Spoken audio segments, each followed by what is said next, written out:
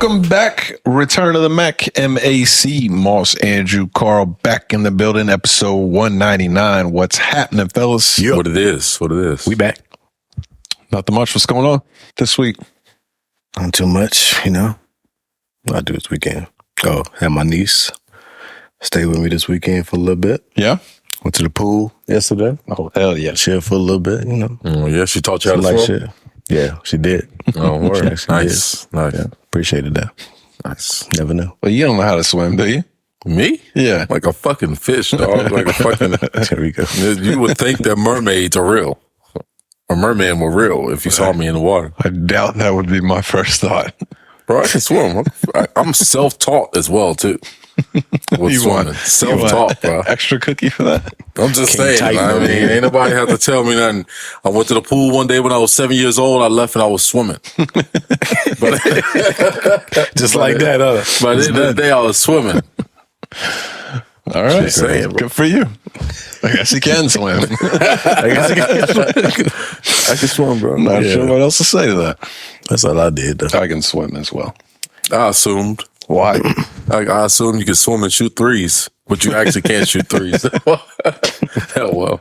I take it to the rack, so I shouldn't be able to swim now. Probably not. Overall. So with you? Yeah, nothing real major, I don't think, with me. Nothing real different. Trying to figure out how I'm going to go to this training camp, man. Really trying to build a plan around that. Y'all want to go? Nah, you should consider going to a game, though. Huh? To go see the Steelers training camp? Yeah. No, I think I might be good. You want to go? I think I might be good on that. It's a good time. I go to like a game or something, but I'm not going to just see the Steelers training game. I'm not. It's a good time, man. But it's not doing nothing for me. I'm not a fan of the team. But it's professional. Still professional football. Neither is he. Anybody that doesn't want to go to professional football. Yeah, I get it. Anybody that doesn't want to go see there's their another team team involved. They're going to have a scrimmage. Because who? Themselves. It's not professional football. You almost made it. I might want to go see it. You get to see T.J. Watt versus Najee Harris live. That's great. That's prime players right there. I'm sure you enjoy it. I mean, look. So what's your issue? The invitation is there if y'all want to go. That's Why can't you go? Why is this up in the air? I'm just trying to plan around, like having, because I'm not going to take the kids. The family tradition ain't traditioning, huh? No, the kids not coming. Kids not coming this year. I ain't got time for that shit. I heard they said they didn't want to go. They wanted to go to a real game. Well, that won't happen. That's hilarious. That won't happen for a long time. That's what I heard. Carter don't know the difference between practice and a game at this point. Neither do you, apparently. You can tell them. Why the kids can't go? Yo, they was in the way? No, I mean, it's just too much. Blocking his autographs and shit. It's just a lot with the kids. I was trying to get to Najee. He acknowledged the kid first. Like, what the fuck? If one kid goes, then pretty much all of them got to go, and we don't really necessarily have that amount of space. Right. Y'all made it to all the beach. The kids, but my sisters will go as well, too. So that would be one extra person. So what do you need us there for? Because I'm no kids. It changes the plan, bro. No kids. It changes the plan. It opens up some seats. Okay. That's all I'm saying. Okay. Well, how about we find somebody doing like a joint practice and go to something like that? Well, Steelers would never do that, so I'm trying to get close to that. Like, 'cause obviously, you don't want to see a real I ain't game. trying to babysit him to a game. I would watch the real game in the comfort of my too. own home on TV. But I heard those are free too. Like, you can go down and have the joint practice. They have a little scrimmage at the end. Yeah, It's going to be a fight. Yeah. I mean, the practice won't. That's fine. See something. That's fine. Yeah. No, I wouldn't want to see that. Not at all. Not entertained by it. But I think I'm going to the training camp. I'm going to see Friday Night Lights. That's what I want to. Watch them play in high school. They go to a high school field. This sounds whack. On a certain Friday, and they have a full out scrimmage with the at night. It's like a Friday football game, pretty much. We can hit an LCA game if you want. Yeah. Right there. Kenny Pickett don't play for LCA, motherfucker. Beautiful stadium. T.J. Watt don't play for LCA. Mika Fitzpatrick won't be on that field, so I'm gonna be where they are. I think I'm going to the Panthers game in Detroit in October. Oh yeah, fairly certain that's gonna happen. That's tough. And maybe another one in November in Charlotte, but I was less confident. Two times. Yeah. Dang, watch y'all get blown out. Took a double dump on your training camp trip. Grown man games. Not going, bro. I'm not asking you. I'm not inviting you. No, Well, you say you're going to Detroit in October? Yeah. Yeah, I was going to probably go. cold by then. Not inside. Oh, it is. Oh, they got indoor. It is indoor. See, I would do that though. It is. I would do that. We don't want you. We that don't want don't you. sound I would do that though. Just soft ass up. If it was indoors, sign me up. Come on, man. Quit being a girl. Sign me up. But out in the elements where anything can happen, Anything can psych. happen. Not for my $300 won't rain on me. Won't rain You know on what me. I'm saying? You pay $300 to get rained off. That's a stupid motherfucker right there. I mean, sure. You're right. That's how I see it. It So will suck anyway. a little bit. So anyway, We can move on. anything else? What you got going on? I got family. Where? I got family in town for the next month. Oh, yeah, so that's my schedule stays busy for right now, but it's good. Good time. Good time with the kids. Good shit. Good shit. The best thing about kids is everything is exciting. Facts. I brought them some Tic Tacs the other day, and the excitement that over shit. some Tic Tacs was Yeah, just they love Tic unmatched. Tacs. I I'm had my like, niece. Jesus. My niece wasn't excited about much or nothing. Oh, really? Like, it's just like, Well, what age are we working with? maybe it's just like in the bloodline a little bit. Like, we just like naturally just don't show a lot of excitement for shit. Yeah. Yeah, I don't know if I ever seen you really get like excited per se. I mean, it depends. I mean, I probably do it more so than I did when I was a kid or younger for sure. Yeah. About certain things, but it's just funny though. But you got the little ones, little lively ones. Yeah. The lively Yeah, ones. Carter's impressed by anything. I mean, we walk into a store, he's like, look at this place. Wow. It's like super loud. I'm like, bro, you gotta be quiet, bro. It's like, they gonna think I'll never let you out the house or some shit. Like, we're in a Macy's. You've got to relax. We did this shit at Best Buy. I mean, Best Buy is pretty Nah, fucking cool that's for a fire. kid, though. I do that Best now. Buy. Yeah. I still do that. Like, yo, Yeah, that He shit was looking amazed. crazy. look at these TVs. Let's take this dude into Dick's, man. I mean, he has the time of his Come life on, there. man.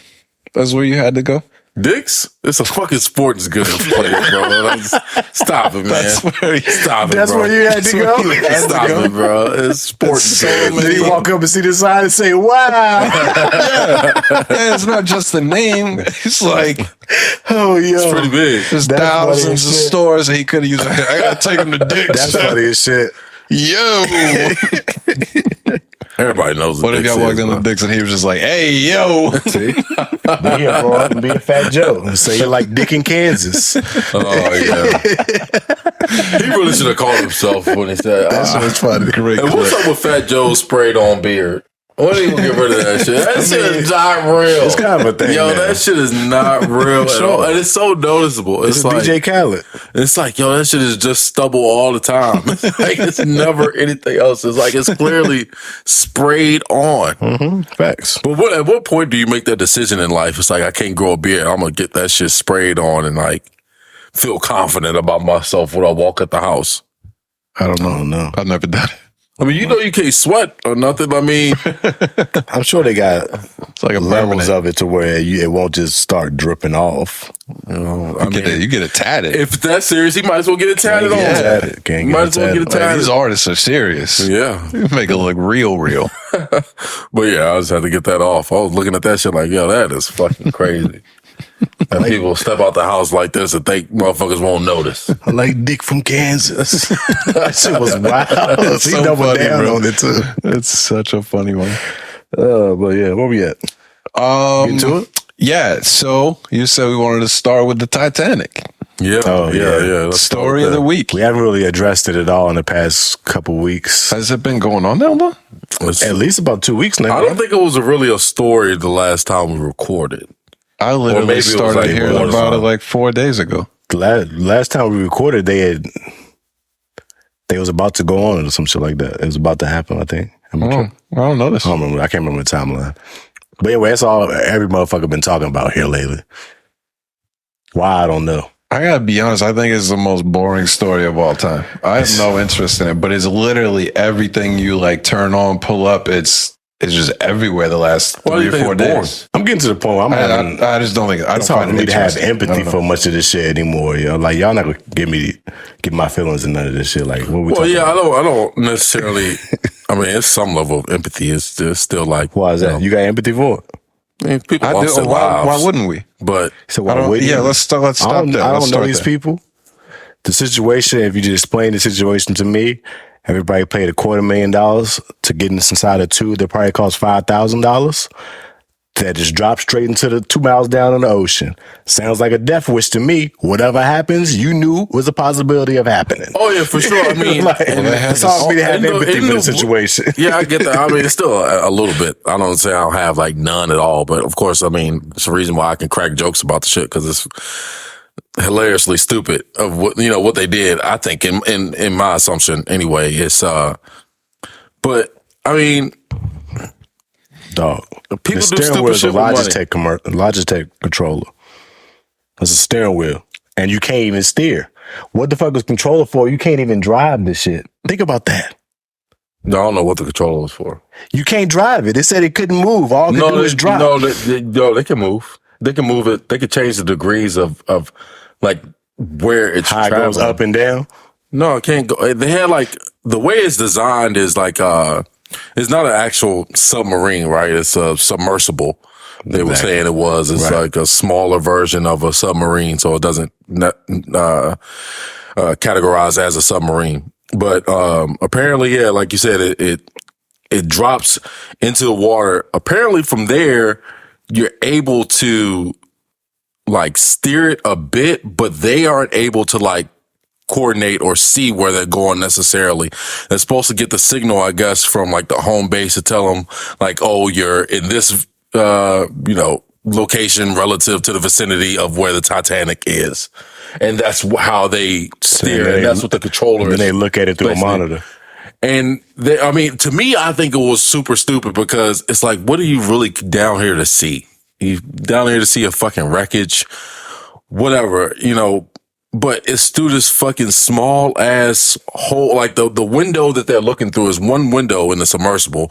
It's literally like fucking maybe it's smaller than the window is for your dryer or your washing machine at home. It's smaller than that. Oh, wow. So that's the only view you would have of the entire, this gigantic fucking ship. So how much of it are you actually going to see? And this is some journeys that they took. I mean, this wasn't the first time they went down there.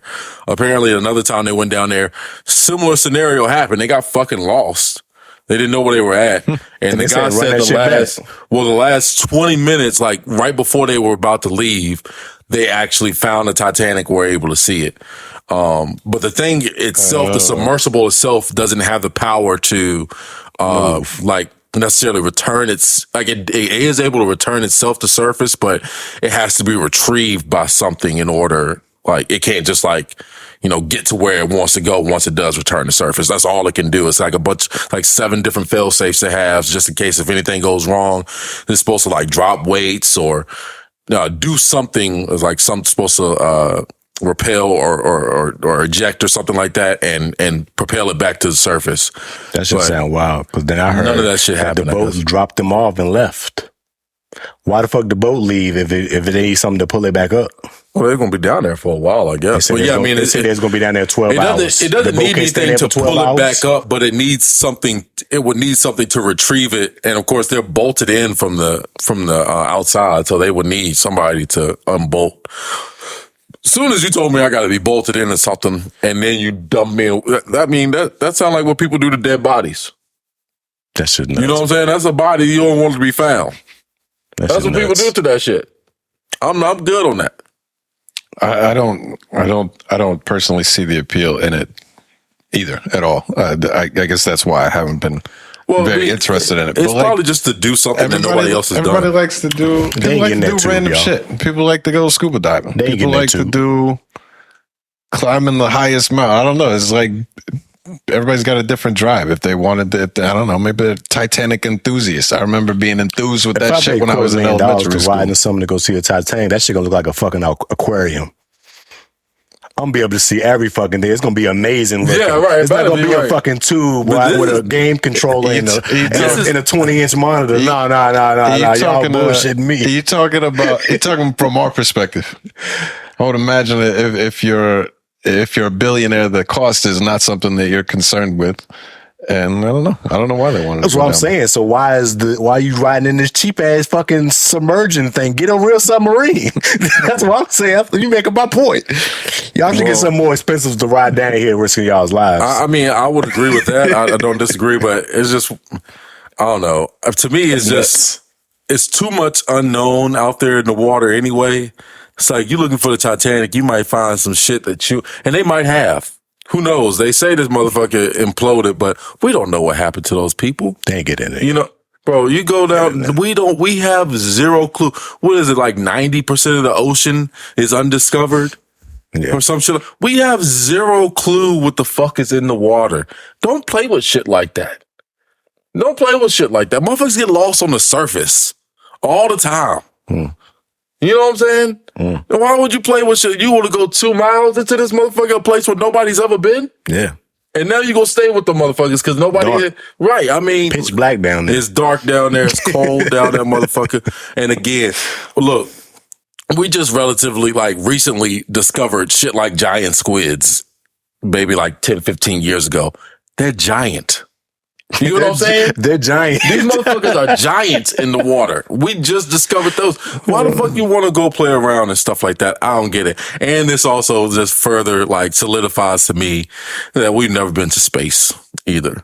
And you're like, how does that correlate at all? Because if a motherfucker would pay $250,000 to go into 2 miles into the water, they would definitely pay millions of dollars to go into fucking space and see some shit. What's already happened? No, but they ain't booking tickets for motherfuckers to go into space. It's a real thing. Look it up. They're about to make it open. Who's went? You can buy tickets. Who's went though? They ain't started yet, officially for public. All right, that's what I want to know. Billionaires have already went to space. Bezos and his buddies. They already went to space. Ain't nobody went to fucking space, man. They ain't go to a planet. They just went out in a little atmosphere a little bit and came back down. Not real. They did the same thing they did with the Titanic, except 2 miles up. Not real. But whatever, you know. But to me, that's just what I believe from there. That shit nuts. Crazy. I suppose. Yeah. What else we got? That's it on that. I'm good on that. Porzingis to the Celtics. KP. I don't recognize that. Am I starting off? Go ahead. Is it me? Yeah, you got my dog, bro. This is your squad. My dog, bro. It's tough. That's real tough. Big Marcus Smart. 9 years. 9 years. It's a long time. I let my dog go, bro. It hurt. Bittersweet. That's my man's. That's tough. That's my man's. But, still hard to, think that he won't be on the court with us no more. I ain't got no tissue here, bro. Memphis got a good one. Huh? I ain't got no tissue here. I ain't gonna cry or nothing, but Memphis got a good one. They got who they expected Dylan Brooks to be. They got that guy now. That's what Marcus Smart gonna be for that. He's gonna be the real version of what they wanted. Yeah, I've seen some shit where they said that they were offer something for Draymond if they didn't get Smart. I think they was just looking for that kind of presence. Yeah, you need that on that team. Makes sense. I saw that too. Yeah, but I ain't mad at it. At the end of the day, I ain't mad getting Porzingis. I'd rather get him than Cat for sure. Big facts.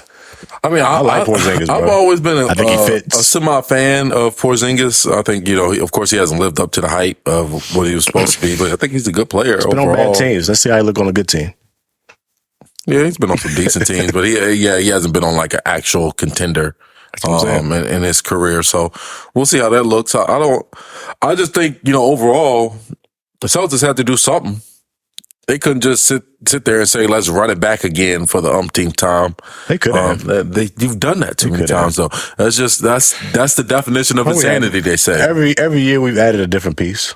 Porzingis but nothing significant, though. No, Derek White was significant. Brogdon was significant. Derek White, Al Horford 3 years ago, we brought him back. We've had significant pieces been added every single season. Obviously. I think it would have been an option. Yeah. I don't know if it would have been the greatest option. I think this was a better shake move. It up, though. I think this was a better move. Ain't shaking it up, trading away Marcus Smart. That's what I said. That is the shake up, not adding Al Horford. not fucking big piece for us. Derek White. Brogdon. Great piece for us. You skipped over Brogdon. I like Brogdon. Brogdon was sixth man of the year. That's a big difference, and you can Derek say White's what you want great about. piece for us. Since that's what I was gonna say. Derek White. You can say what you want about the move, but what you talking about? Bro? That was a big change. These are big pieces for us. We might not look at them as great players, but they are great pieces for us. And we all agree the trade was good. Yeah, right. Solid. It is. I think for right now we got to see how it look on the floor, but right now it looks good. I'm not the hugest Porzingis fan. I think he was a pretty big letdown of what he could have been. After the first couple of years in the league, he couldn't really stay healthy, and it doesn't feel like he's had a real big impact on the teams that he's been a part of. But I think for the roster that y'all got, I think you had too many good guards and not any good big men. So I think it's a great move. Yeah. It sucks to lose Smart, but you have Derek White, you have Brogdon, you got the two guard forward positions with Brown and Tatum. It makes more sense to get a 7-footer in there. He is a good shot blocker, and obviously he's an offensive guy. So I think it was a good move all the way around. I like it. I ain't mad at it. I think it worked out really well for the Grizzlies as well. It did. The Wizards are the only one I don't know what the hell they got out of it. Well, they got Jordan Poole. You don't say today. Was that part of that trade? No, it wasn't. That was before. What did they get in that trade? They traded for Chris Paul. Chris Paul was with the Wizards, and they was going to waive him, and they actually used him as a trade. As a part of the Celtics trade, though. What did they get from that part? Originally, it was with the Clippers. It was with the Clippers and the Wizards, and we was going to trade Brogdon, but Brogdon failed his physical. Remember, he hurt himself in the playoffs, so he failed his physical, so they didn't want to take him. Midnight struck, and then they made another deal with Marcus Smart and them, and who was the other fucking team? Wizards. I'm tripping. I can't think of the other fucking team. I think I wrote it down. I don't know why I can't. I'm blanking on that right now. But we traded away two other centers too. Two other big men. They got Tyus Jones and Gallinari. Tyus Jones, that's it. So you gave up Gallinari, which is a solid player, but he didn't play at all with us. So it's like not an asset you're losing. Yeah. And they got the 35th pick. Yeah. So, I mean, I guess they did okay. Tyus Jones would be a good player for them, but I thought it worked well for everybody involved. Yeah, for the most part. I'm not mad at that trade. For the most part. I like it. I ain't mad at it. I like to see how it looks on the court. But I think we got big disagreements on the next trade. It seemed that way in the chat, at least. Oh, Bradley Beal. No, I think we did that one last week, right? No, it didn't happen yet. No, that didn't happen yet. Damn, I forgot. It happened during the week. Yeah, it happened during the week. Let's come back to Beal. No, the CP3 Jordan Poole trade. Oh, yeah, that one happened. That happened during the week, too. All that happened during this week. That was the one I don't think we agreed on. Yeah, you're right. Or maybe not. You're right. I didn't. That was the full trade, though, right? It was something else. Basically, maybe some picks in there or something. It was 2 picks. It was like it's a future. It's Chris Paul, a future first round pick was like 2027 first round pick, and like maybe a 2026 second round pick or something like that. They're both way out there in the future. The first round pick is protected. I don't know exactly what that means. Okay. So if they finish within a certain top 10 or something, they don't give up the pick. It's all of that for Chris Paul and the swapping Jordan Poole and Chris Paul along with those picks. So why don't you start? You give us your take on that, or tell the listeners your take on Golden State giving up Poole for Chris Paul. I don't like the trade, but it had to be done. Oh, okay. Well, we might not be that far apart. But I don't like it because like y'all paid this man last offseason. He was about to be y'all future. That's what y'all do. Y'all draft these guys or bring these guys in and y'all build them up and you know what I'm saying, do what you could. He proved to you last season when y'all won a championship that he was worth the money that y'all gave him. So now this season, after his vet knocks him out in front of everybody, the world, basically. The world got to see that shit. And then y'all don't pan out as the year goes on in the playoffs. Now y'all trade him away? All right. No, not trade him. Now y'all blame, because I feel like y'all was like blaming him for why he played. Everybody blaming Clay. Clay played like shit too. Like, it's like, I don't see, they should put the blame on Jordan Poole, the young 23-year-old Jordan Poole, and just got paid after he went through shit he went through and kept quiet about it the whole fucking time and just started to try to play how he's supposed to play. But I feel like they kind of like outed him a little bit. The way y'all say they outed Dylan Brooks, who actually did fuck up a lot. I think they used Jordan Poole as out, and I ain't like that shit. I don't think that was the case. I think there's important details in that they gave him the re-upped contract. Yeah. Because he was going to need a new contract relatively soon anyway. Yeah. They were going to have to work out a deal. He just came off a good season and they won the championship. So you got to pay the man. Yeah. That's before all of this new salary stuff is in place. They didn't know that was going to be a thing. True. So I think that's a difference in their mindset from before to after. Obviously, the Draymond thing happened, and it was clearly a big influence on the two of them as well as the rest of the team. Yeah. But I don't think. I think it's. I mean, I think it could be nitpicked if you try to pull little things. It's going to seem really minor, but it seemed like there was just a lot of minor infractions where you would continue to see his immaturity, whether it was with like interaction within teammates when you had like Steph scolding him on the bench in the playoffs, or if it was just in like the frenetic pace that he would play outside of the game, where he's kind of seems to be doing his own thing. I think they know he has an elite talent, but I think they thought he would continue to mature and develop within the team. And whether or not it's because of the Draymond incident, it very well could be. Yeah. But I think after this season, they saw that maturity level was not going to increase at the rate that they thought it was going to. We've now got a new major penalties for being super over the cap. And we can dump $30 million a year to get rid of this guy and get back within a range where we could try to bring Draymond back and keep a general same team as we had before. Right. But you don't think that's like moving a little too fast to think that a motherfucker gonna change after the year that he had? You know what I'm saying? Like, I don't. And I trust that money they saving because Draymond didn't accept that extension or whatever he's supposed to get. I forgot what the fuck it's called. He just declined the player option. He declined the player option, so you already saving $30 million on that.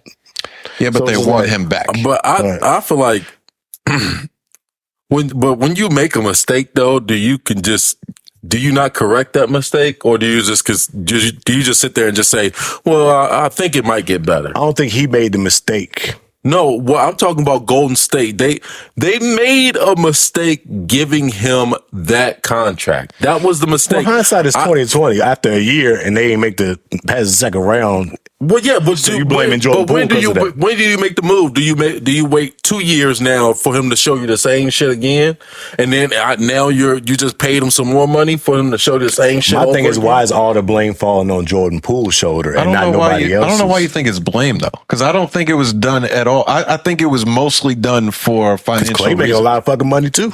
Yeah, but you can't just walk on him, or you can't just get rid of him with the. I don't think he has the level of flexibility as Poole does because he's so young and so talented. Because he's sure. Clay. Well, all due respect, I don't mean like he's in the tanks, but his value is in the decline. I think. Well, I mean, could have made that trade. But let's be real too, though. Jordan Poole's value wasn't sky high. He got traded for Chris Paul, and the Golden State had to throw in a couple picks too.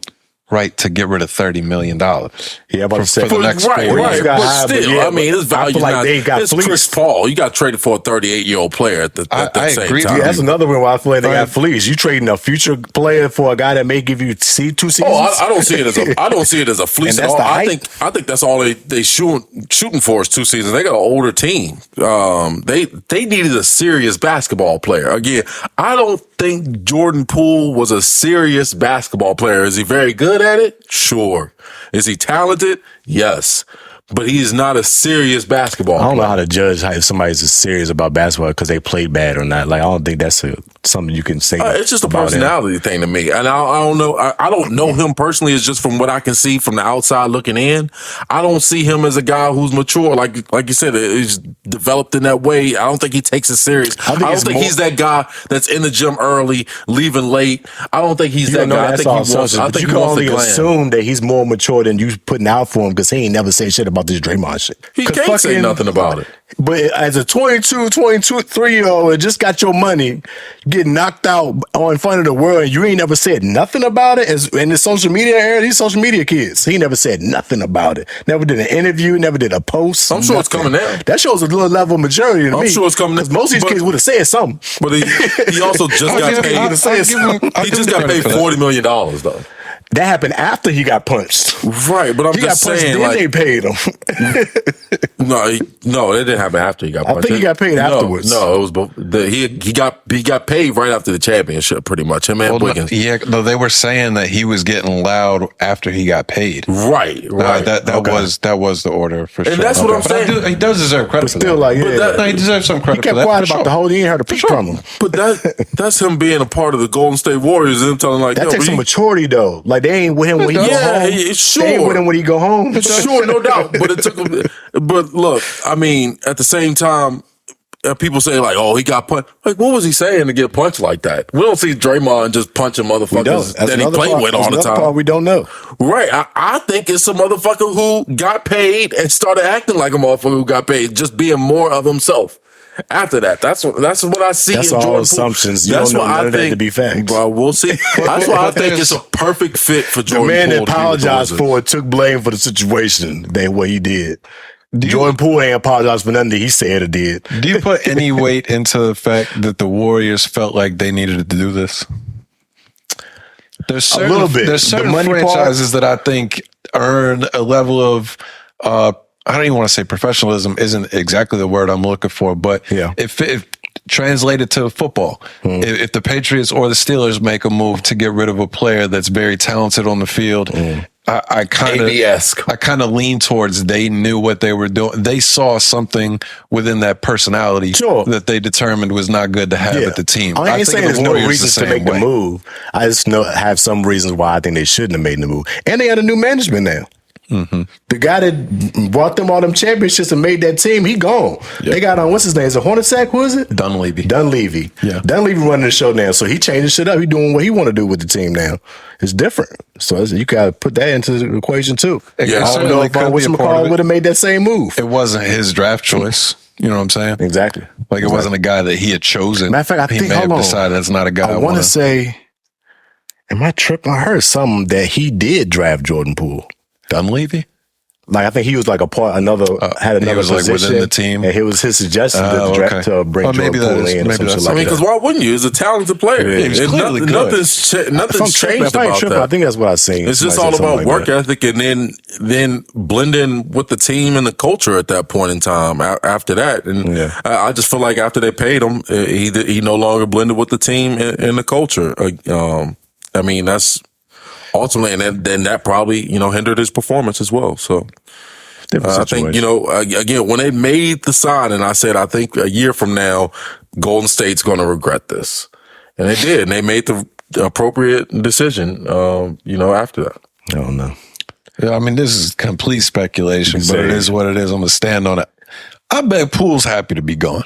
I think so. I don't think he got his rings already, so it's not like he's not going to be doing the rest of his career with chasing the championship. Right. And now he gets to be more of himself. He'll get to take 30 shots a game. He's going to put up crazy numbers. He get to be Bradley Beal that already won a ring. Which I think that's what changed with the situation, because when he got out that year before and when he won the championship, Curry was hurt for a lot of months, and he was starting. That's why he got his shine that last season. He was balling out as starter. So it's like now you're putting him back on the bench as a 6-man or 7-man. And he's like, I just showed y'all I go crazy, but maybe it's just a different position for him to put in. Like, so he shined when he was starting. He didn't shine as much. I'll come out the bench. He's gonna get as many shots as he wants. He is going forward. He's a scorer. He's gonna get buckets. He's gonna get buckets. A lot of turnovers too. Gonna be so many turnovers. Very many. Very many. But why are you so high on Chris Paul now? I think that's the part that's throwing me off. Yeah, because you've been shitting on Chris Paul for years now. I'm not a huge Chris Paul fan at all, but I am a fan. I don't think he brings much to anything to the team. Oh, I'm a fan of his basketball IQ. I think you're talking about a dude who knows Steph Curry's game up and down. He's going to find ways to get Steph Curry the ball. And I mean, just thinking about the minds. I'm sure he does that everywhere he goes. Just think about the minds working together of Draymond, Steve Kerr, Steph Curry, and Chris Paul. I mean, it's going to be hard to defend it just from a mental standpoint. And again, I think all of that stuff matters when it comes to, I'm not saying that I think they're going to make a run to a championship, but it's going to help them when they get into the playoffs. All right, more so than Jordan Poole helped them this year. Quick, because Golden State is trying to go win another championship. And Jordan Poole you came out your mouth plenty of times saying Chris Paul would never. will never win a championship because he just can't last as long. So why would they bank on that now? I've never said that about Chris Paul. I said he never has. I didn't say Chris Paul's never been on my list of guys that I said that never will win a championship. He's not on my list. He never has. I wish I could go back and find tapes, but I know I'm not tripping on this take right now. I might have said this. I don't think you said he get hurt, which he does. He usually gets hurt every year in the playoffs. I really don't have it's never gonna happen. Anything bad to say about. I've never really said much bad about Chris Paul, not that I can remember. So I mean, the only thing I said is that he never has thin air, though. I ain't bringing this out of thin air. I know maybe you said that. Maybe I said you can't. Before, I probably said you can't trust him, or like I just don't believe in him. Maybe in the playoffs because he just hasn't done it. Right. But now you believe in him because we're Curry. Oh yeah, I mean, what? It's Steph Curry, motherfucker. What are you talking about? Okay, but we talking about a 4-time. We talking about him playing with a 4-time champion. Sure. When has he ever done that in his career? Hold up. Yeah, it hasn't happened. Right. That's what I'm saying. It's like you got to give him the benefit of the doubt that there's not many 4-time champions. These great minds are going to get together and be able to outsmart most people in basketball. Now it's going to be times, of course, their age is going to be a problem. It's probably going to be more times than not. And can they stay healthy through the whole season? Probably not. But when they're on the floor together, though, it matters. I think when they're on the floor together, I think defense is going to have hell to pay because I don't think it's no defensive coverage or like defense that you can deploy out there that's going to trick these minds out here. They're going to know what you're going to do. I agree. And they're going to pick it apart, bro. You ain't got to explain me, Chris Paul. I fuck with. I know what he is and what he brings. Then why are you asking me then? Because I feel like you changing your tune, though. Like I say, I ain't just bring this up out of thin air. You've been killing Chris Paul every season. No, you did bring it up. But the thing with Chris Paul, I didn't know. I'm gonna go try to go find. I probably ain't gonna look for it, but I know it's in the archives. But anyway, the thing with Chris Paul is like, we know what he does. Every team he's been on, he's added value and made them a contender. The thing is, every time he gets close, something gives out. That's the thing with Chris Paul. It's been his training for every team he's been on. It's been the same thing. Even went to the Western Conference Final with Houston, got hurt. Same thing with Phoenix. Went to the finals 2 years ago. Last year, 2 years ago? I'm not sure. Finals, got hurt. This season, got hurt. It was like, is Chris Paul going to be there? Yeah, I mean, age is a factor, but again, you got to get them on the floor together. I really don't think he's going to be a big impact with the team. I think they made this move to get rid of the money. And I think that's like the majority of what they were trying to do. I believe I saw that they already said he's coming off the bench, and I think he'll be a good backup point guard. That sounds even. But I don't think he's going to be. I was listening to other stuff. He plays at one of the slowest paces in the NBA. Yes, and Golden State plays obviously at one of the highest. I don't really see him being a big impact on this. I really think they're just trying to get rid of Poole. But I don't think he's a bad guy to have for your bench. I think they saw a chance to acquire a serious basketball player and get rid of one that wasn't as serious. That's what I think. And you got to make that move. He ain't doing the proper adjustments that everybody seems to be doing. You got to adjust to play fucking Jokic. They ain't made no adjustments on that part. I mean, you gonna get another small guard. Right. Oh, I thought you was talking. Chris Paul's not gonna guard Jokic. Yeah, I mean, I don't know what you expect. That's what I'm saying. But who is? Who are you gonna get tomorrow that's gonna guard Jokic? You're not gonna get nobody. That player stopper. Don't exist. So. All right, at this point, you're just gonna have to find other ways to win. Everybody's making adjustments with their bigs and making sure they have plenty of bigs to deal with that in the playoffs. Bro, what big stopped Jokic all year? He's been stopped. For the last 2-3 seasons, what big stopped Joker, bro? He's been stopped. Who? Every time he plays one of the best bigs in the league, it's not that crazy of a game. Like Anthony Davis? Well, not Anthony Davis. Right? The guy who gave buckets. Just gave him the business. Why is Anthony Davis first name I go to? Y'all just leave out Giannis and Embiid? Bro, I'm talking about the best in the league. I'm talking about. The name that went to for me was one of the top 3 centers in the league, and the guy that he just ran through. That's why I said. I got you. None of these guys and Embiid is a different story when he plays those guys. That's all I'm saying. Yeah, they're in the East. They're irrelevant because Embiid's not going to make it to the finals. Right. But I don't know. Either way, I don't think planning for Jokic is completely necessary because I think it's unable to be done. I do think they were going to be a more difficult matchup than the Lakers would have been, just because of the way their offense works. I think that's just different. But I don't think they need to make any moves there to address Jokic specifically. You don't think the Warriors do? I don't think anybody does. I think it's a waste of time if you're a GM saying we got to figure out how to stop the Joker next year. So we're just not going to compete. Nobody going to try to compete against Joker. Not that way. We got to figure out how to make becomes the best in the league. Everybody adjusts. We got to figure out a way to make our team better. We're not sitting out here trying to figure out how to stop this one player who.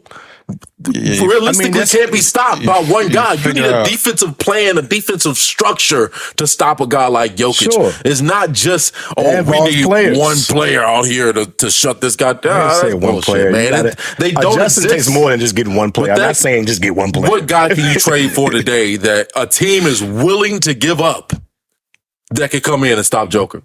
I don't know. All right, they don't know either. Fuck the willing to give up. If Gobert couldn't do it, there isn't one. Right. I mean, and like again, a team. If you had that, you're not trading it. So they got the best. They got the piece that they could, the best that they could do for Jordan Poole. That's what they got.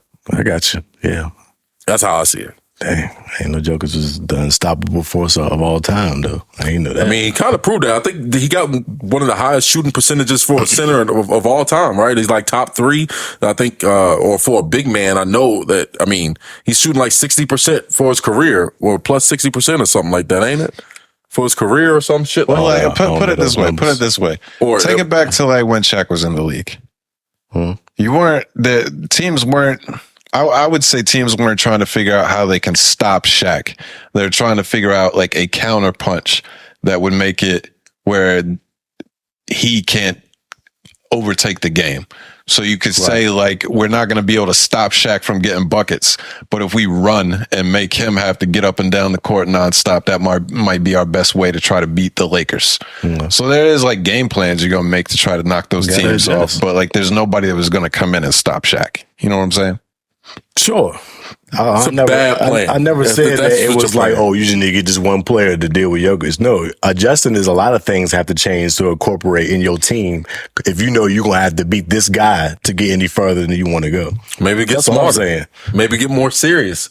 Maybe let's increase the intangibles on our roster before we start with the tangibles. And we can look at that later in offseason. And I think that's what they did with the Chris Paul move. You're saying exactly what I'm saying. Thank you. You just broke it down. That's the Chris Paul move, though. That's exactly what I'm saying. The Chris Paul move is let's Chris get a Paul guy don't help you against Jokic. I don't know what you fucking talking about. But Jordan Poole don't either. Chris Paul don't help you against Jokic. How does Jordan Poole help you against Jokic versus Chris Paul? There's no difference there. What I'm saying is, but you got a guy with at least. Like he's making my point even more the more you talk. You got a guy. I'm saying the trade don't make sense. You didn't bring nobody in that made no difference on your team. I just said I'm explaining how he makes a difference. It's not talent wise. It's with the intangibles, leadership. A guy that's willing to stay. A guy that's willing to coach up young players. Another coach on the floor. Jordan Poole is none of those. Sure. And likely will never be. I don't think they need Jordan Poole to ever be there when you have fucking Curry and Clay and Draymond on his team. What are you talking about? That's who they need. Obviously, it needs to be something. What are you talking about? $32 billion a year that you can spend on other players. That would be my response. All right. That's what you get, getting rid of Poole. $32 million to be able to spend on three other players that you want to another veteran presence. You got 3 fucking 4-time champions on your team. Why you need a guy that ain't never won a championship to bring that to you? That point don't even make no sense. Teach us, Chris. Let's get the guy that ain't never won a chip in his life. It's better than having Jordan Poole, bro. I don't think it's better or worse. Get you a dude that's serious about the sport. It's to move the money. I go with move the money. Yeah, whatever. I think we've run this one into the ground. What do we think? I thought we covered Beal last week, but the Beal trade happened. We did. Whether we did or not, what do we think about the Beal trade? I like it. I don't even remember what they gave up. I remember thinking it was nothing. It was. That's all I remember. Who the fuck did they give up? Wasn't much. I can't remember what they gave up. Let me see if I can find it. It was pennies. I swear we did. It was Shamit. It was Shamit and like 2 second rounders. Maybe we did talk about it. Yeah, I think we did. I might have talked about KD's legacy a little bit. I mean, Yeah, we only did because we talked about continues to. Yeah, I just think it be a chink in his armor. It's capped off. I think by the time it's done, KD will no longer be in my top 10 of all time players. By the time it's done, it's tough. It's fine. Could be well outside of that. I mean, I'm sure that means a lot to him. You've been shitting on him for years too, so maybe if he links back up with Steph Curry, you'll change your tune again and act like you never shitted on him. I know I'm not tripping on that shit, bro. What he'll say is, finally, he made the right decision. Yeah. I mean, it's not me shitting on him, but calling out the obvious of what he did was the wrong decision. That's not me shitting on him. How can you say it was the wrong decision for him? How you can tell him because his not decision winning. is wrong? Because he's not winning. Well, life tells you that. He's already won. The universe tells you that, won, brother. though. He's already I don't won. have to say anything. The proof's in the pudding. But He's a loser. He's already won. What are you talking about? He's a fucking champion. Zahur. I just watched Ace Ventura this week. Who? Zahur. It's not true. You literally, it's not a fact at all. We're talking about a man who gets. He's won already. Well, he's done everything he could possibly do in the league already. He's already solidified Hall of Famer. Why was what he doing now tarnish that? I'm not talking about Kevin Durant. He's exactly, because it's stupid to say that to me. What did you think about the draft? It's stupid to say that. NBA draft was this past Thursday. Did. Wembanyama, Spurs. Everyone knew. Yeah, I mean, really the excitement of the draft was to see who the Hornets took.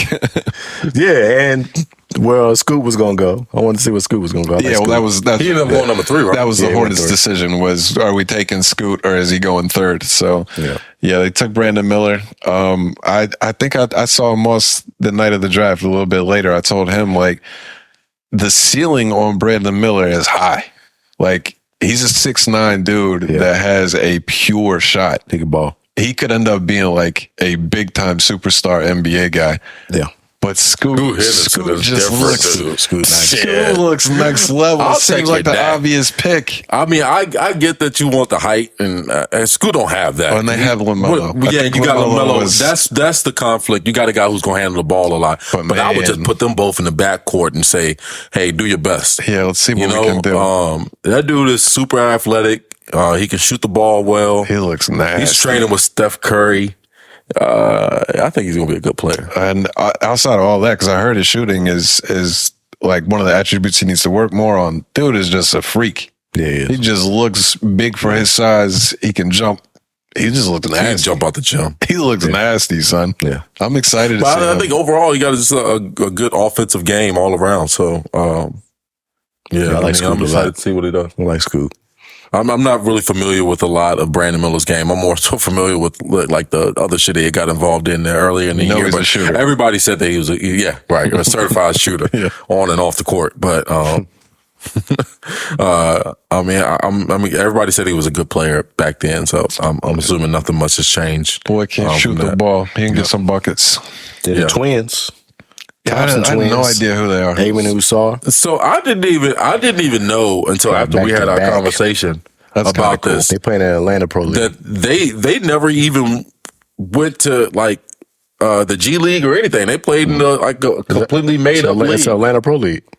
A pro league based in Atlanta. That's what they played. Really? Last 2 years. And that's wild. But apparently, again, y'all don't give LeVar Ball any kind of like. I give nod to the innovation of this or like the creation of this kind of step in this process, because I don't remember players doing like just playing in random pro leagues prior to LeVar Ball kind of making this a thing. Like he LeVar Ball made a pro league for high schoolers to play in. This is the same thing. Like that they're playing in. Those kids were playing against 16, 17-year-olds. They weren't playing against some grown men. Them boys nice though. Yeah, I ain't saying they're not nice. I'm saying it's the same thing as the JBA league that LeVar Ball had created for LaMelo and that's the first time I've seen something like that. We had this debate the other day. You kept moving around your point a little bit, I feel like, to me. But yeah, he was one of the first that didn't go to a fucking league or college that got drafted in the top 5. Yeah, he was one of the first that we had seen in that. I'll give you that. Well, I'm just saying the whole structure. I think you greatly overestimate his impact on purpose.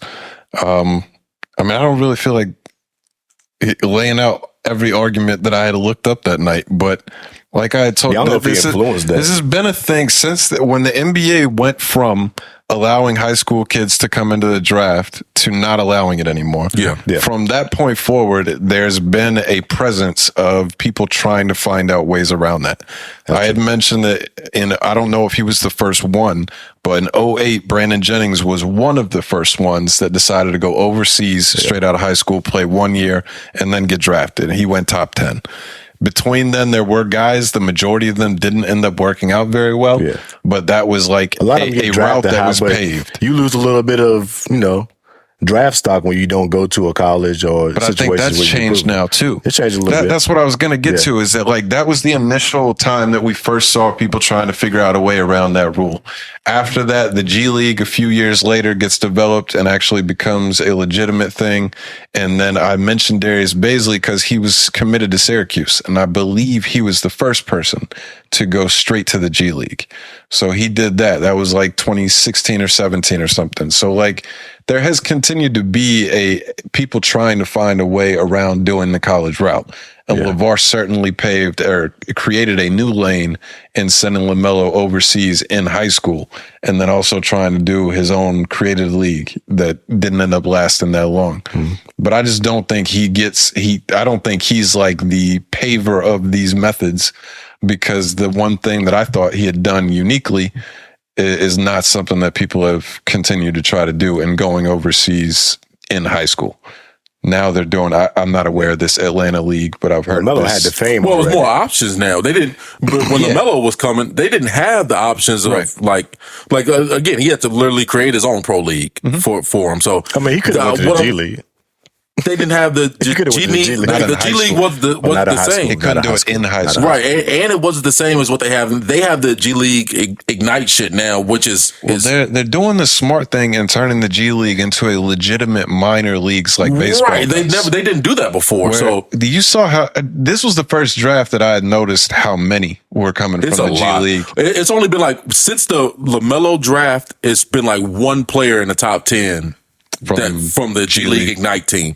But this year, it was a lot. Gang and I think we're just going to start to see that because, I mean, I agree with that. They're just, the top players are going to be like, why the fuck do I need 1 year at college? And I'm not saying that LeVar Ball was. That team is specifically, that elite team is like, they play other countries and shit like that. Like Scoot played against Wembanyama. He played against their team. I heard about that. I didn't realize that was that's the only team in the G League that travels out. It's a developmental team. Yeah, it's a developmental team. Yeah. So they play like other elite pros around the world. Right. So you can really like see this. Because otherwise, if you're in the G League, you just in the G League. You might get a 10-day contract. And, that's it. Most people are just reserves if you need another spot. Right. This is a different avenue. You don't have to wait created. For the draft. Yeah, exactly. Right. Picked up by your pro franchise. Right. You'd be 40 years old. Yeah. You've been in the G League. We saw that dude that was in the G League he was a substitute teacher. For the Lakers or something. For the Lakers. He was in the G League for like 20 years or something before he got called up for his first game. So I just think it's different now. And I just think, I'm not saying that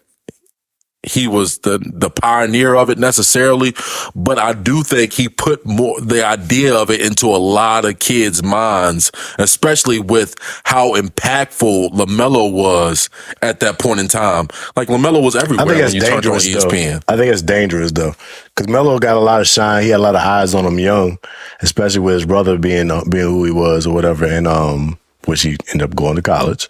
But I think it's dangerous that kids think that, I can just do some crazy highlights and put them on the internet, get a little notoriety and buzz, and now I could just be a LaMelo now. Because everybody ain't that elite of talent to just, I got some highlights on the internet that people loving, and now I can just go play anywhere instead of going to the G League or something and get drafted at a high position. That ain't gonna work out for a lot of players.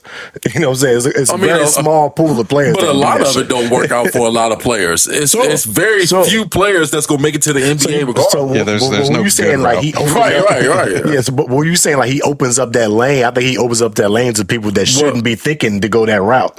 Like you should probably go to college. You should probably take a different route. I agree with you, but I think that's the beauty of the freedom that we have, to be honest. I mean, it's just like every man for himself. If you want to take the route where you go the same way that he did and it doesn't work out for you, that sucks for you. Right. If you make it and then you make it, then it's like, wow, what a boss move. I don't think those twins play in the Atlanta Pro League if they hadn't seen this somewhat of a blueprint before. I don't think they go and do. I think they go to Kentucky. I think they go to Duke for a year. I think they do what everybody else has done.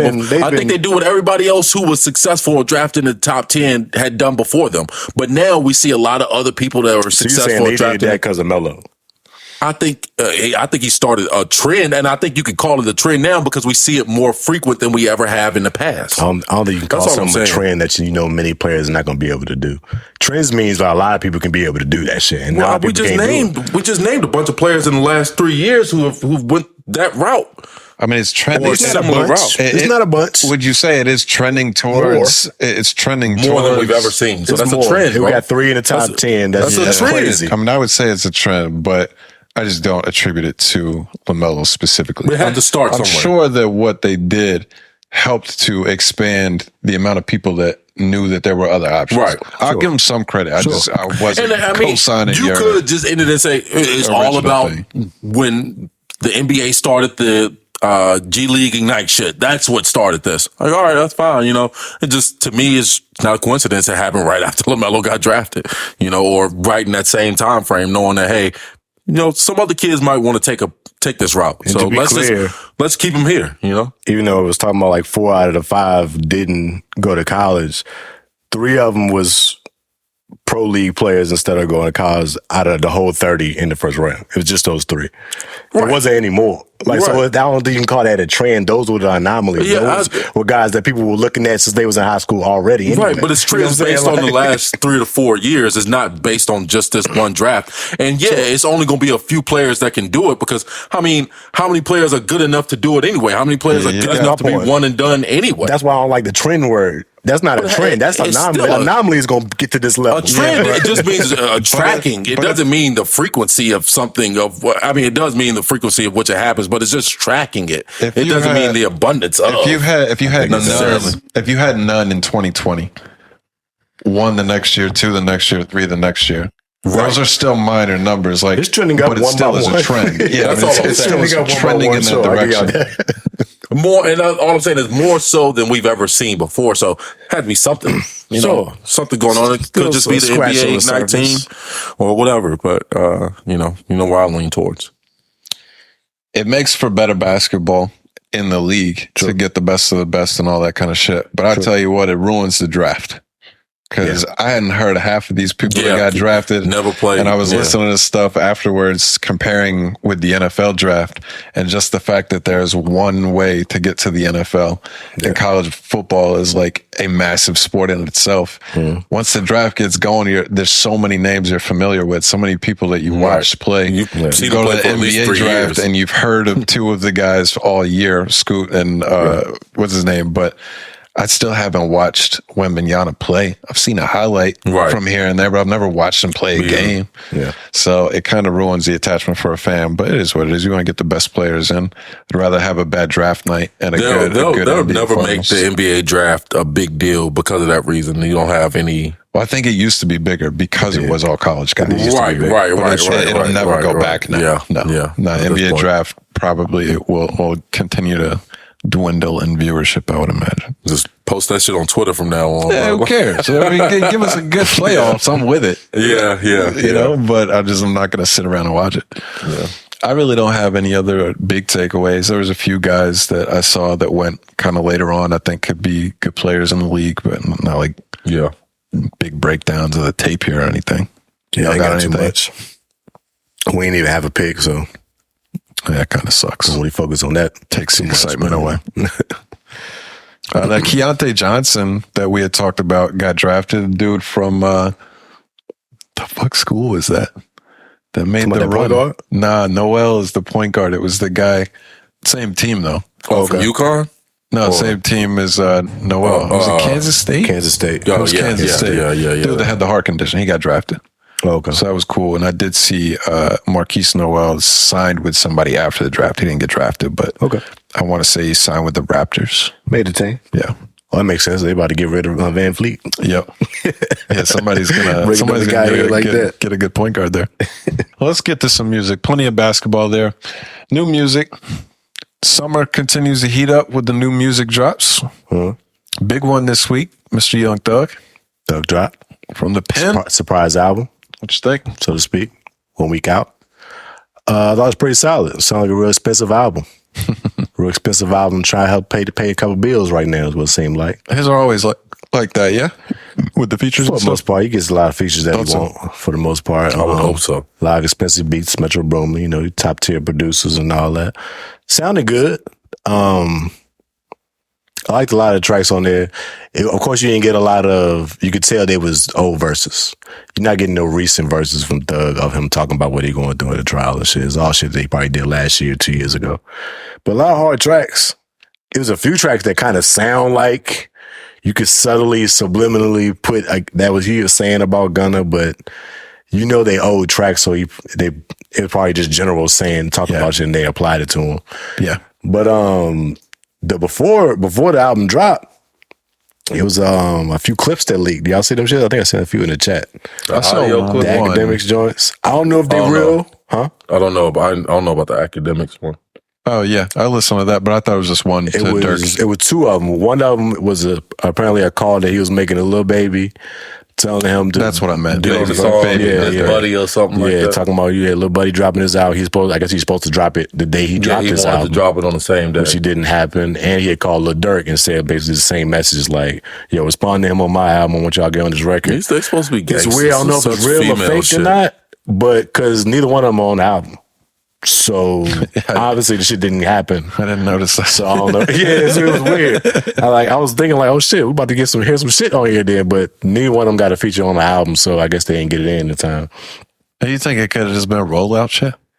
Because it certainly got everybody talking. Like that was the story of the day when it happened. I feel like a lot of people are still anticipating what Thug got to say about Gunna and how he feel towards him because he ain't really said nothing. Got the buzz popping that day. Yeah. Smart move. Yeah. Promo move. It made you run to it, but then you hear a bunch of verses that he don't say shit about Gunna around. So it's like, oh, he played us a little bit. But. I mean, yeah. Why would you think you gonna turn on a Young Thug album and actually hear something about his life perspective? I mean, you're not gonna hear anything real. This is on a Young Thug album. That's true. I think the album cover is hard. I was gonna say the same. I would get a T-shirt with that shit printed on it. I swear, I know a guy. I know a guy does T-shirts. He should print some of those. That shit hard. That's one of the dopest images of an album cover I've ever seen in my life, for sure. I liked it. But let's go back. I want to hear what Moss definitely had something to say when you said he wasn't going to say nothing. Seemed like there's a conversation there. Like I know like artists that you don't really listen to that in this new era, unless they're Kodak, you think don't be really talking about shit in their raps. But Thug does. Can I ask you what though? Because I'll say, look, I listened to the album I think about twice now, and it sounds really good. There was quite a few songs I think I might play a bit more of. Yeah. But I thought he'd said nothing. And I thought I was like, it sounds good, but it's a lot of bitch shaking her ass. I'm gonna count my cash. Like it's like basic There's a lot of safer bars in there. You don't say nothing too egregious while he's on trial for Rico. I don't mean to talk about the case. It's just very basic level rapping that just sounds all great. I'm saying, you could listen to, that's why you need so many features. You could listen to a Young Thug album and you come away from it not knowing who Young Thug is at all. It's Jeffrey. He named it Jeffrey. Oh, is it really? No, one of the albums I think is called Jeffrey. But I'm just saying, to a certain extent, every artist is different in that. Like, and yeah, he ain't laying out all his personal life on every track. He's not that type of artist. But he talks about some shit that he goes through and shit that he deals with and shit like that. The first song threw me off because his verse on the joint with Drake, when Drake was singing in the beginning. The song with Drake's hard. I like that one a lot. There's two of them. Both of them tight. I would assume. But on the first one, it's just Drake singing in the intro. It's like an intro type of song. But it wasn't for me. A part in there, he kind of sounded like Drake, which was kind of weird because he was like rapping like with his regular voice. I've noticed that with him before, and he sounded like he was doing like Drake cadences. That shit was kind of eerie to me. I was like, this is kind of weird. And the verse sounds like he did it over the phone, like that verse specifically. I don't know if that's true or not. Maybe he didn't, but it sounds like it was recorded over the phone, just the scratchiness in his voice on that joint. I don't know, but that verse sounded like it was more recent than something that he had did a while ago to me. Everything else sounded like it's some shit that he did. A few of the songs I heard leaked before or whatever, but I mean, I think the thing that bothers me the most about Thug is I know he's talented. I'm not saying he's a guy that's not capable of. For sure. I've heard him rap before, like actually rap. He's a talented dude, and like you said, that's not even like his natural voice that he like raps in nowadays or whatever. Like if you listen to him before, again, he's used to sound like a Lil Wayne clone. I mean, I would like for him to not necessarily bring that back, but just to expand upon that and just give us more. I think Thug can rap though. Thug can rap. Yeah, I'm not saying that talent wise, but what he get the people is shit for the most part. He get the people a shit? What? Like just bullshit. Oh, I don't agree with that. I like how he talks. That's opinion based or whatever. I like the cadence he talks in. Yeah, fucking just sounds funny. He can talk that shit. He's like, I talk my car, like, getting real fast, and just stops. Like he's got to think about it for a second, and then just rattles off a bunch of shit. Cool dude. Yeah, kind of seems like. I remember when he first came out, I just thought he was the worst thing that ever happened to music. When he first came out, I mean, a lot of people did. Hated it. And it's funny to see how he developed. Yeah, for sure. I do respect him as a talent, but special talent. I don't think he says much. But all in all, solid project. Thought so too. I still think Gunna's album's better though. I've seen a lot of people say I was going to ask you that. That was what I had seen. There's a lot of... The more I listen to it, the better it gets to me. It's a real solid album. Real solid. Like, content, cadence, flows, beats, top to bottom is pretty solid. It's a solid project. So overall, this is a pretty good weeks. Pretty good 2 weeks for Gunna. Yeah. To drop the album, get good reception, get the Thug album afterwards, and still get good reviews and reception from the people. Yeah. Seems to be a good 2 weeks for him. Pretty tough. I like it. You any particular songs that you really liked? Like that joint with Future, Cars Bring Me Out. That shit's solid. I like the Parade on Cleveland a little bit. That joint with, which one was it? It's Want Me Dead with 21 is solid. The joint with Travis Scott is solid. The Abracadabra? Yeah. I like that. I like the Abracadabra and Money. Oh, that joint with 21 and Travis. That shit's out. I mean, he had them on there a couple times, a lot of times.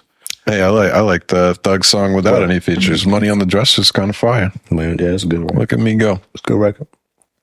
But yeah, all in all, pretty solid, you know.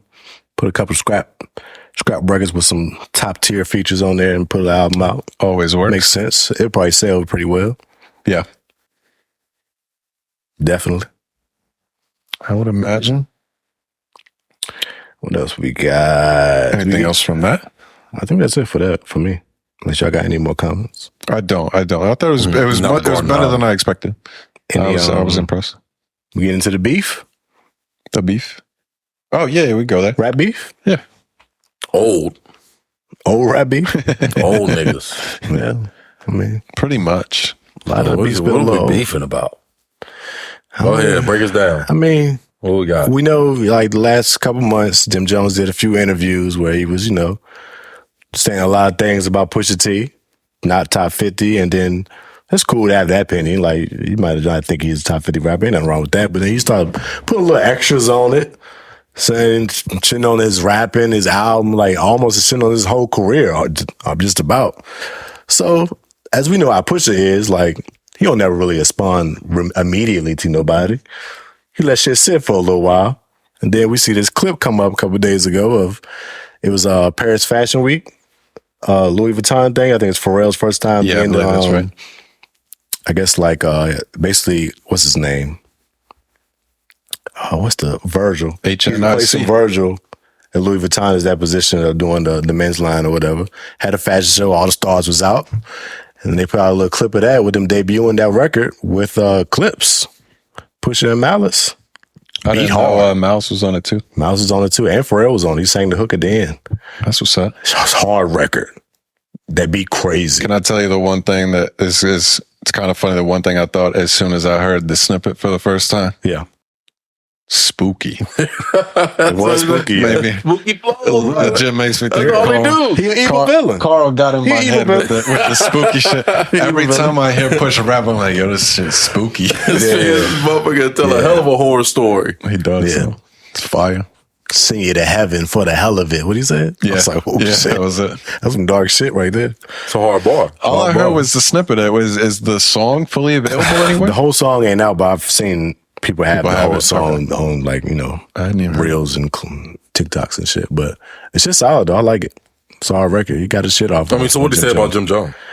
Just coming at him about doing reality shows, talking about his jewelry, just a bunch of subtle shots at just him as a rapper. All kind fair. of putting him in his place, nothing real egregious, nothing like personal. He was saying, but he did have a line like, I know, I got you. What's delicate about you? You got the clip? I do. Go play. Beware of my name, that there's delegate. I know where you're delicate. I know where you're delicate. Yeah, like crush you to pieces, I'll hum a breath of it. I will close your heaven for the hell of it. You think there'd be valor amongst veterans.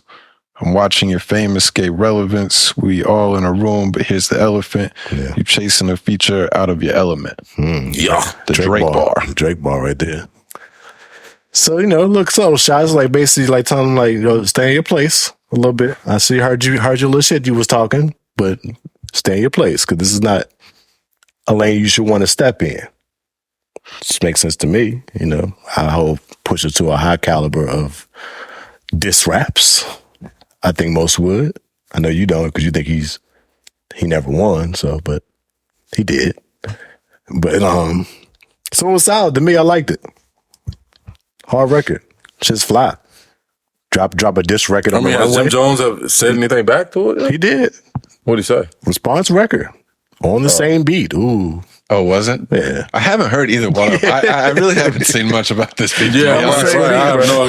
You want to pause so we can play it real quick? Sure. Let's pause and play it so y'all can get a little bit more of a reference. Solid reply, I guess. I got no problems with them going back and forth for a long time. I kind of like both of them, so I wouldn't mind hearing more music, but I think Jim's playing a dangerous game.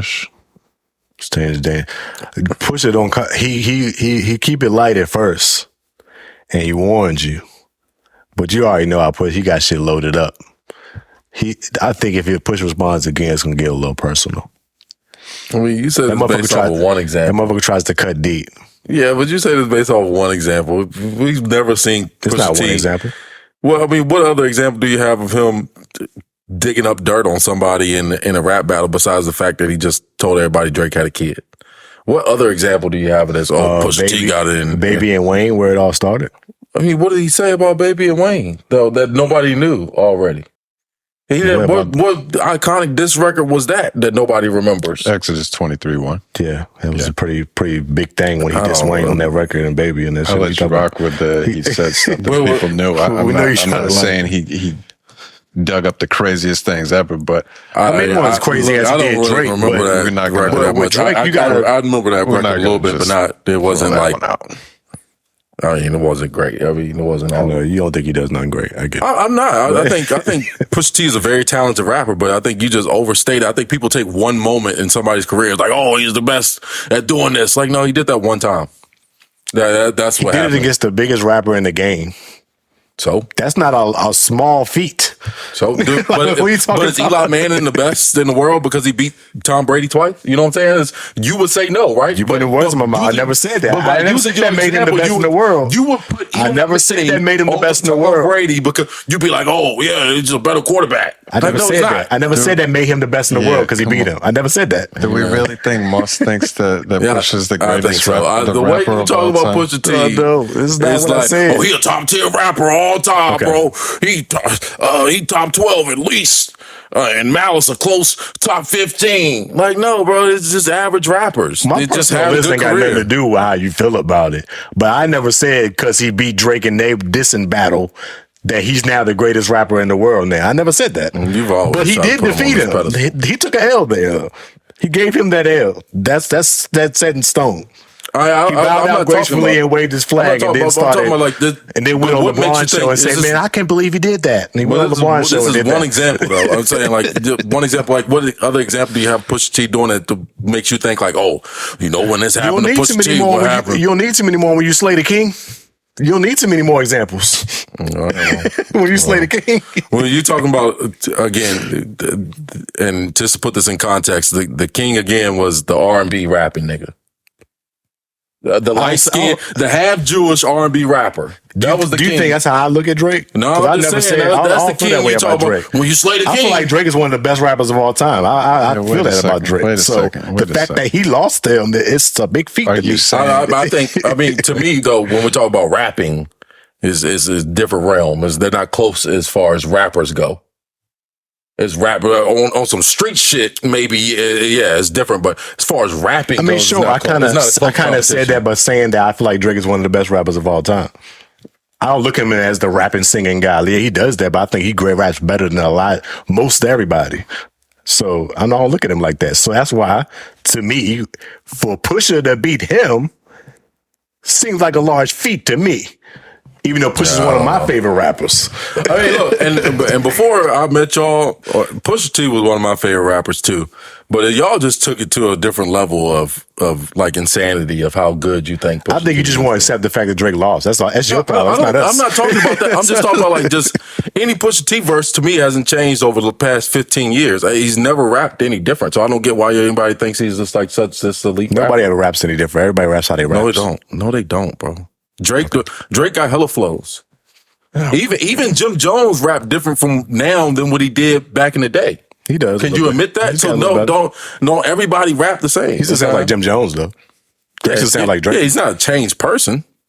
But I'm just saying he's got a different style of how he approaches music. Pusha T don't. Never did. I've never pushed Pusha T or any artist on anybody.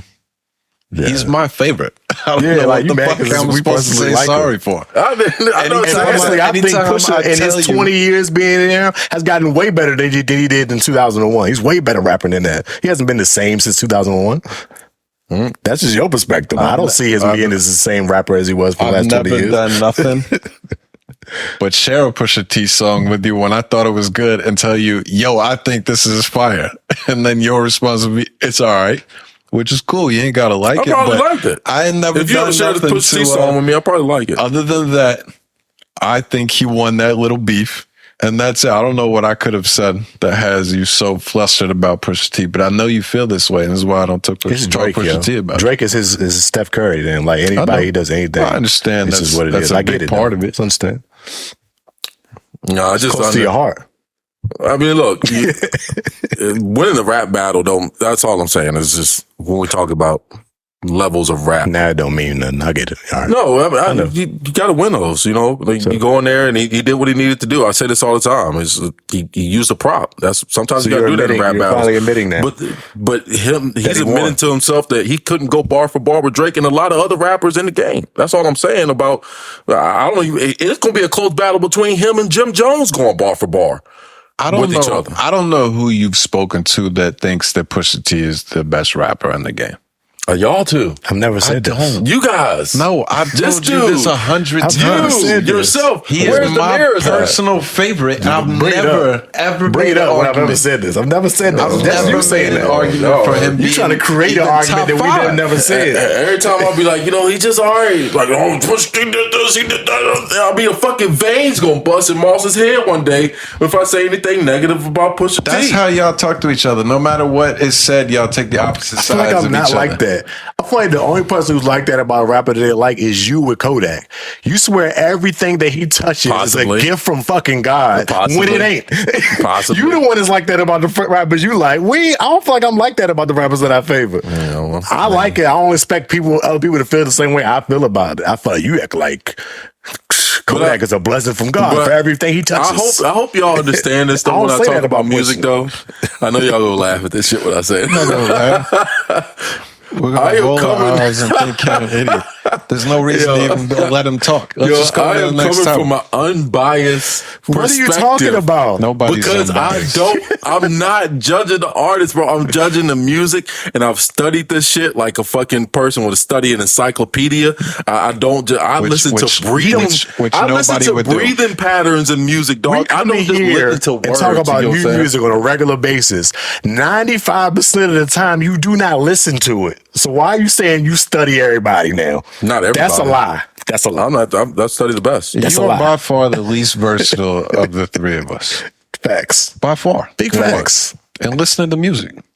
I don't think so. I'll be listening to shit, bro. I don't think so. By far listens to the most hip hop and the most different. I would say probably the most different types of hip hop, and I might listen to the most different types of music because I'm not subjugated to only hip hop as a white man. I don't even be putting y'all on my R&B bag. You listen to 4 people, and those are the only 4 people you know.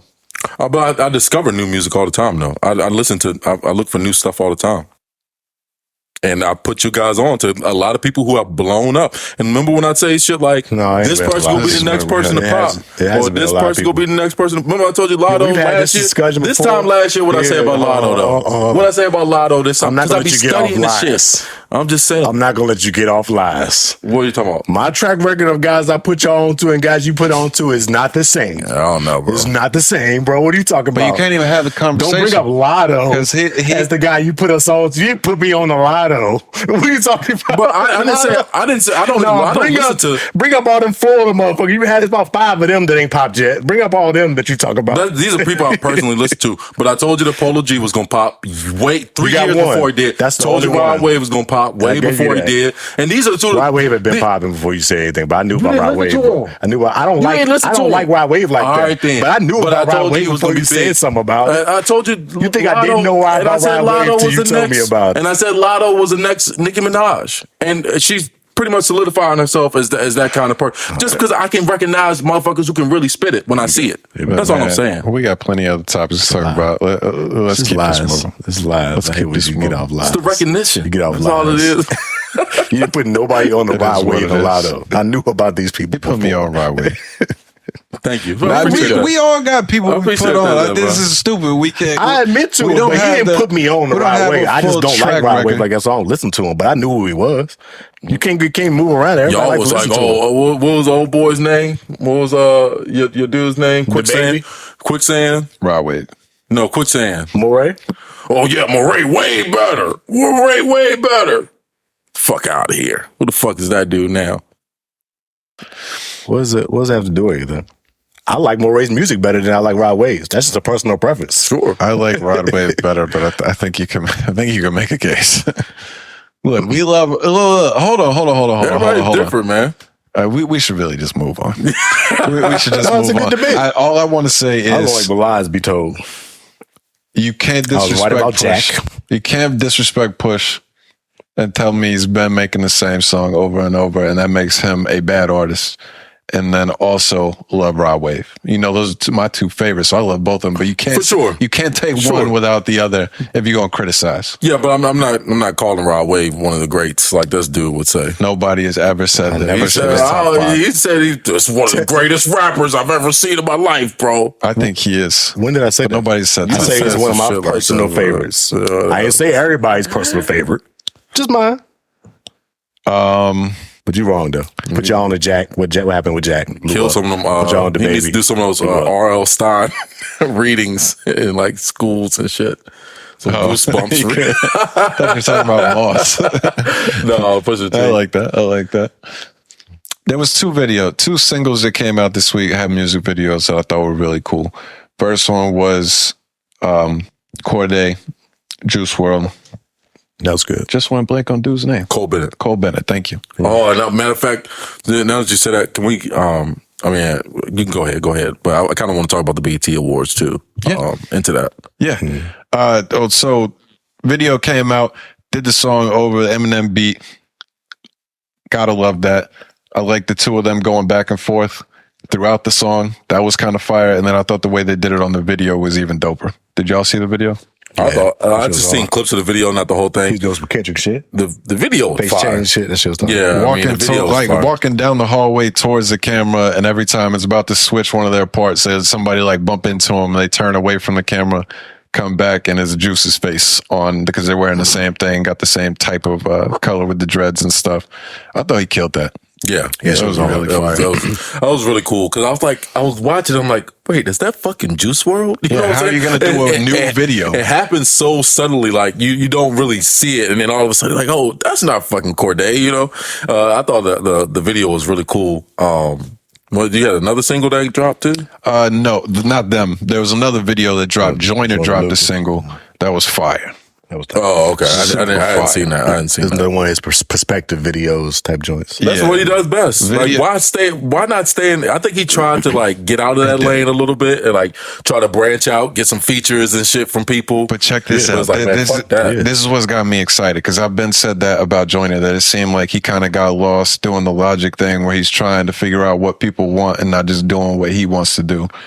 And this song came out, the video concept is like sitting at like a banquet dinner with a bunch of family and friends and shit, and dude on the end of the table is his boy that just got out, and then he's at the other end of the table. Yeah, Rotimi's playing the part. And the song like starts off like, yo, thanks for holding me down, I appreciate you.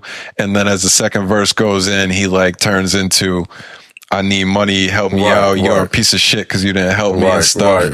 And then, of course, the video ends and it's like that bad part never happened. It was just it's a dope video. But what I saw afterwards was mad, like really big artists resharing it and like shouting him out. The bargain relate. Everybody can relate to that. Yeah, it's all relatable to them. And I'm hoping that him seeing that praise from other people that he looks up to will be like solidify him back into that lane. If he hasn't seen that, I feel like that happens every time he does one of those. Every time it goes by. If he hasn't gotten that point by now, it's like that's your go-to. Keep going with it. True. Hopefully he does. He's talented at making those super relatable storytelling songs, and it's not going. But it's not going to be a platinum record. You know, it's not. Yeah, well, I would say what's odd about it is not streamable. Because I tried to play that record without watching the video. Yeah, it's not a good song to listen to. You have it's to. Not a good song to he's a visual artist. Yeah. He just is. And sometimes you got to embrace what you are. And that's just what it is. That's not to say he can't rap. Motherfuckers is not going to stream that shit because they want to watch the video. Yeah, it sucks for him, and I can see why that would put him in a tough spot, because how do you make money on that? Yeah. You make money off YouTube. You make run a little bit, but like, and how about you're this? crippling yourself. He need to turn his tour into like a theater. Right. What I'm saying is you come up with different ideas based off of this, and it's like, why not put out a movie album? He got to act out. You get what I'm saying? But you got to be able to tour this shit, though. We've all said that. That's the coolest idea. But he did post afterwards that he was trying to pitch this to Netflix, and he tried to use the video as a proof of concept or idea for the show. It didn't sound like the way he was talking about it. They picked up on it, but I don't know. It does seem like he's trying to find another creative way to make money doing what he does. You just, be who you are. Like I said, I think. But as a rapper, him early on. I still think he wants to have a good rap career. Yeah. You got to find out a way to tour this shit. Yeah. So doing that theater shit, like actually acting the shit out on the road and doing that shit on the tour, acting out the songs that you make would be dope. I think that would be dope. That would be cool. That'd be dope to see. That would be really cool. Give a call to your boy in the prison. Your boy Kales. He'll show you how to put all that shit together. John, do not fucking call Kales. That Trapped in the Closet shit was fucking ridiculous. But it was legendary, though. Nobody had ever done it. And that is something that Joyner could do on, give him a call and just see, what kind of ideas you might can get out of. I think there's probably a lot more people that you can call than R. Kelly to help him with this. Maybe figure it out yourself. I'll call it R. You can figure that shit out, bro. Yeah, we know you will. I'll call it R. We know you will. You call him for no reason, just to say what's up. You doing hard today, you doing hard today? You need anything? This counts? For real? Oh, man. BET Awards. Was it BET Awards or the BET Hip Hop Awards? Which one? I think it was just the awards. I think it was BET Performance. Yeah, they got two of them. Oh no. Yeah. It wasn't the Hip Hop Awards. What other music awards are y'all giving? What you mean? What other music awards? Like we got fucking country artists because they had R&B and shit like that. They got gospel just rap awards. Specific. Yeah, they have actual hip hop award show or whatever. But this award show was basically around the 50-year anniversary of hip hop. Oh, okay. That was like the theme of the whole show. I haven't seen. I don't think they really even had a host. No, I mean Kid Capri. You could say he was the host because he was doing in between. People coming out all night. Yeah, but it wasn't no actual host. I didn't see anything from it or anything. It was more performances than anything. I felt like, man, they have hell of performances. Like in between award, they would bring out like a rapper that had a big single and do like 3 of them in between. Like they had a part with Trick Daddy and Trina came out there. You don't know now, something like that. Master P came out. It had a few of them. There's a lot of them. And of course, a lot of modern artists, all female artists performed. I don't remember, except for the Migos, I don't remember it being another male artist that performed. Did you watch the whole thing? Not the entire thing, but most of it. I saw Glorilla perform, Lotto perform. Yeah. The new girl perform who got that. Doechii performed. The other girl who got that song that's viral right now. Coco Jones performed. Yeah, Coco Jones performed, and she won a first award. It's really just like the females are taking over. I mean, yeah, hip hop. It seemed like at this point, they all got the hit records right now. All of them got all the big hit records right now. When you really think about it, it's all female. I mean, hey, when you can bust it open, it's hard to compete. Yeah, it's true. It just is. Like I can't follow that up. Can't argue with that. Ice Spice, her performance is trash. Would you expect it to be a lot of energy or something? I mean, it was a lot of energy around her, but just her specifically, she looked like she didn't want to fucking be there. She was just there. She's pretty laid back. I mean, Ice Spice, she's got pretty one move. Her whole life, she's walked in the room and been the prettiest motherfucker in there. Yeah. She ain't never had to do nothing, nothing extra to get where she got to go. True. It was just, you know what I'm saying? She go in the room and be herself. That's what she is. It was just real hard to watch. I'm like, damn, this is cringy. Yeah, I mean, she's the hottest female artist out there on the stage right now. Besides, it's like her and Doja Cat is like crazy big. Yeah. You put them on any record, it's millions and millions and millions of streams there. So, hey, she can do whatever she wants at this point in her career. But you brought that up. It was good to see Offset and Quavo squash the beef. Yeah. They got on stage to perform, did a little tribute for a Takeoff. I had meant to mention, I think I had written that down last week, that I had seen it was like a birthday thing for Takeoff. Where they had come together and squashed it seemed like, but that was cool. So that was good. But it also moves around that too, because they said the beef was initially something to do with Cardi B. And now I saw today. Cardi B and Offset stories, to be honest with you, are like separated currently. So that probably makes it easier. When you get the female out of the situation. It's hard for me to. It's all like a rumored shit to me. Yeah, you never know. You never know what's really. But I mean, I'm just saying. I'm just pointing out the obvious, which might be it may be a coincidence, may not be. But I think the obvious go-to for me would be like, yo, they really are family. Like at some point, you got squads that say, y'all man's died. Like, y'all was gonna keep this beef going. You think Takeover don't want y'all to continue this beef going? Like, I think it's just they came to a head. It was like, all right, yo, like, let's chop this shit up. Yeah, depending on get what our it was differences about. out there, and then they good now.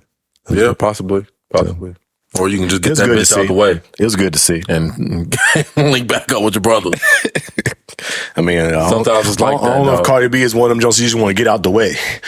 Like, she like hold on to that one. Yeah. You can't keep him. You don't want to keep that. Not long term. No, he won't keep that. Not long term. He won't keep that. That's why he had a bunch of other women. You don't want to keep that long term, man. Ain't Cardi They show you at every turn. Ain't Cardi B. That's like having Nicki at her peak right now. No, you won't hold on to that. I mean, a lot of people let it go too, bro. I mean, she would have convicted rapists right now. She ain't the most wanted woman in Hollywood. I said at her peak. She's not at her peak right now. All right, I'm just saying. This is her latter years of her career. Right. I've always found Cardi to be one of the most annoying people in the world. You don't want to keep that. Nah. It don't matter what she looked like. I find her to be one of the most annoying people in the world. That's all engineered. Yeah. All what she looked like is engineered. Well, don't stop here. Yeah. For sure. Yeah. Your kid not going to look like that. What you keeping it for? Sure. Wow. Well, after a few thousand. Yeah. Come on. Yeah. So you just, if I'm Offset, I'll make sure I hold on to Cardi. He can, makes a lot of sense to me. Financially, it wouldn't you can be get another girl who can read. Just financially. He can find another girl who can read. We got confirmation she can read. Dude, somebody got to write the raps. She just reading. She can memorize them. You tripping? Cardi, one of the biggest fucking stars out there. Oh yeah, for sure, no doubt, no, hands down. If not the biggest. She never wrote a rap in her life. That don't matter. I'm just saying. I'm sure he's not with her because of our my biggest issue. She got bars, though. You heard her rap. My biggest issue with the BET Awards, besides just.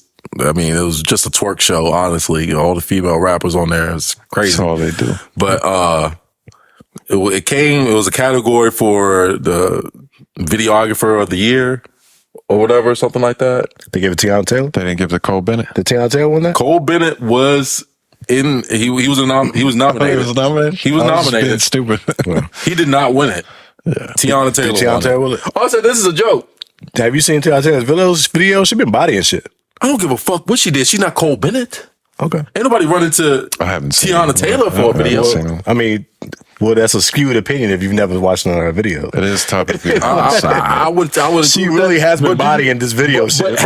But is she better than Cole Bennett at what he does? That's opinionated. It's not. It's not opinionated because he does this and he does it more than. And every artist that has a hot song, they go to that lyrical lemonade. Yeah, but you know the award shows. Like I don't know the other categories. I doubt the right people won in most of the categories. But they never do. You know what I'm saying? Right. They never do. That is what I ain't saying it, but I'm just saying it's like when I see stuff like that, all right, I can't take it seriously. You say that your take is a biased opinion since you've never seen Tiana Taylor videos?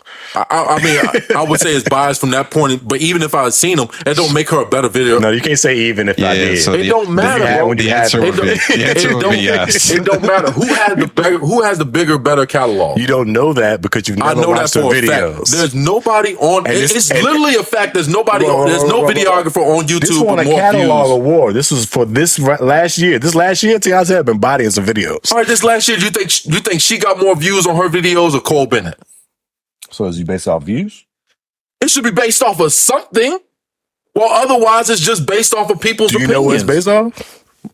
People's fucked up opinions. Has she bad opinions? Do you know? You have a fucked up opinion right now because you've never seen her videos. You said she bodied some videos. What videos has she done? Yeah, I was gonna ask. What videos were those? I can't ring them off the top of my head right now, but hold on. Do you know if she's done videos for other people or are they her videos? Other people. Okay. She's not even making music right now. I was actually going to make... Who are these people? I was going to make a case that if she was doing her own music videos and Cole Bennett is working with individual artists, that could be a leg up for him. But if she's doing videos for other people... I mean, who are these people? What was the music video that ascended her to get... Well, did she win for a specific... No, video? It was just for all around being the best videographer. Damn, and that's what I'm saying. It's like, yo, to me, even if she did a couple videos this year. Director, not videographer. Same shit. I think it was for director. They're two different things. Yeah, nobody directs the category. If it's director, there's two different things. But nobody's a better music director than Cole Bennett, bro. It's just that's just like back in the day when Benny Boom was a dude to go to for your music video. Nobody was better at doing that. Nobody's better. We just talked about the. So you want them to give on BET? You want them to give the white man the award on BET? You damn right. They gave it to Sam Smith before. Sam Smith got one on BET. Justin Timberlake too. All right then, give it to the guy who deserves it. It ain't got nothing to do with any of that. We just sat here and talked about how cool so this is your big video. This is your big gripe against the whole award show. Yeah. It lost all credibility. I'm riding with Carl on this. To be honest with you, when I watch award shows, I don't even care about who wins the awards, to be honest with you. I want to see a good fucking show. I thought it was a good award show. See, I don't watch award shows. Okay. So once I saw it, and then I saw some bullshit. You did. I don't put stock in how they pick who wins an award or not. So I'm not getting stuck on that, motherfucker. Oh, okay. I don't generally watch award shows. Oh, okay. So when I saw that, I'm like, all right, I'll never watch one of these motherfuckers. Yeah, I took the award show to see the show. I want to see a good show, good performances, good shit. I was going to say, I feel like most people will turn into award show to watch the performances. If you see some ass and titties. So you want to see who won Video Director of the Year? You'll sit like part of the BET award show. You watching it to see Video Director of the Year? It's like, yo, you have a skewed view of watching this award show. That's what you was looking for. I just want you to tell me who she shot videos from. Girl, no, I'm fucking looking it up significant. You know, you could have just said they lost a little credibility for me when they did this. He said, you know, the reason why I know that BET awards are absolute garbage trash that nobody should ever watch is because this one category. They shitted on Cole Bennett. This is how you do. What's wrong with this? This is how you do. I mean, I'm just saying. I'm sure Cole Bennett won't even fucking at the award show. He don't care about that award. Probably don't give a fuck. He don't care about that award.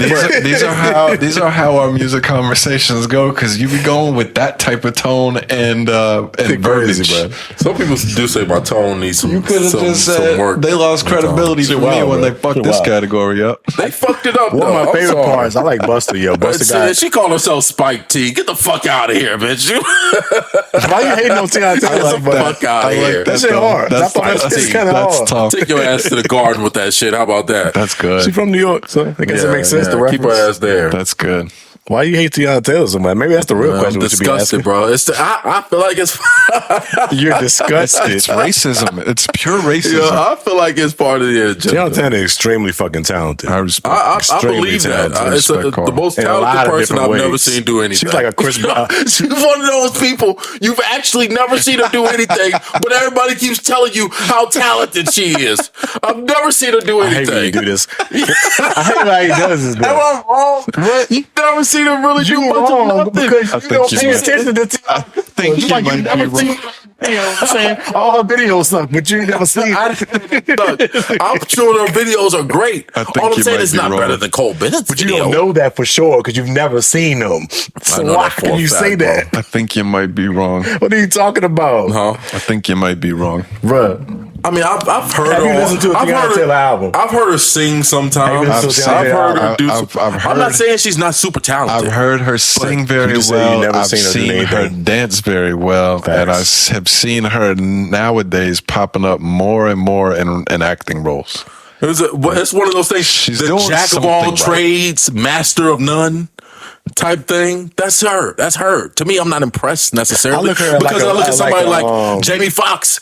He's a master of all of this shit. He's a jack of all trades and a master at them all. She's like average level at all of those things. But I wouldn't say that. He's a master at generally. Am I supposed to be impressed because she's getting general dunked on every night by Iman Shumpert? That's the only reason why people really know her. As a general, that's insane. I would say there's more people that know Iman because of her. Than the that's opposite. insane. Now you just get shit. I didn't know who she was. As a general rule of thumb, it's probably not the best to compare everything that you see to the best that's ever done it in the world. That might be a bad rule. If they in the same field, why can't I?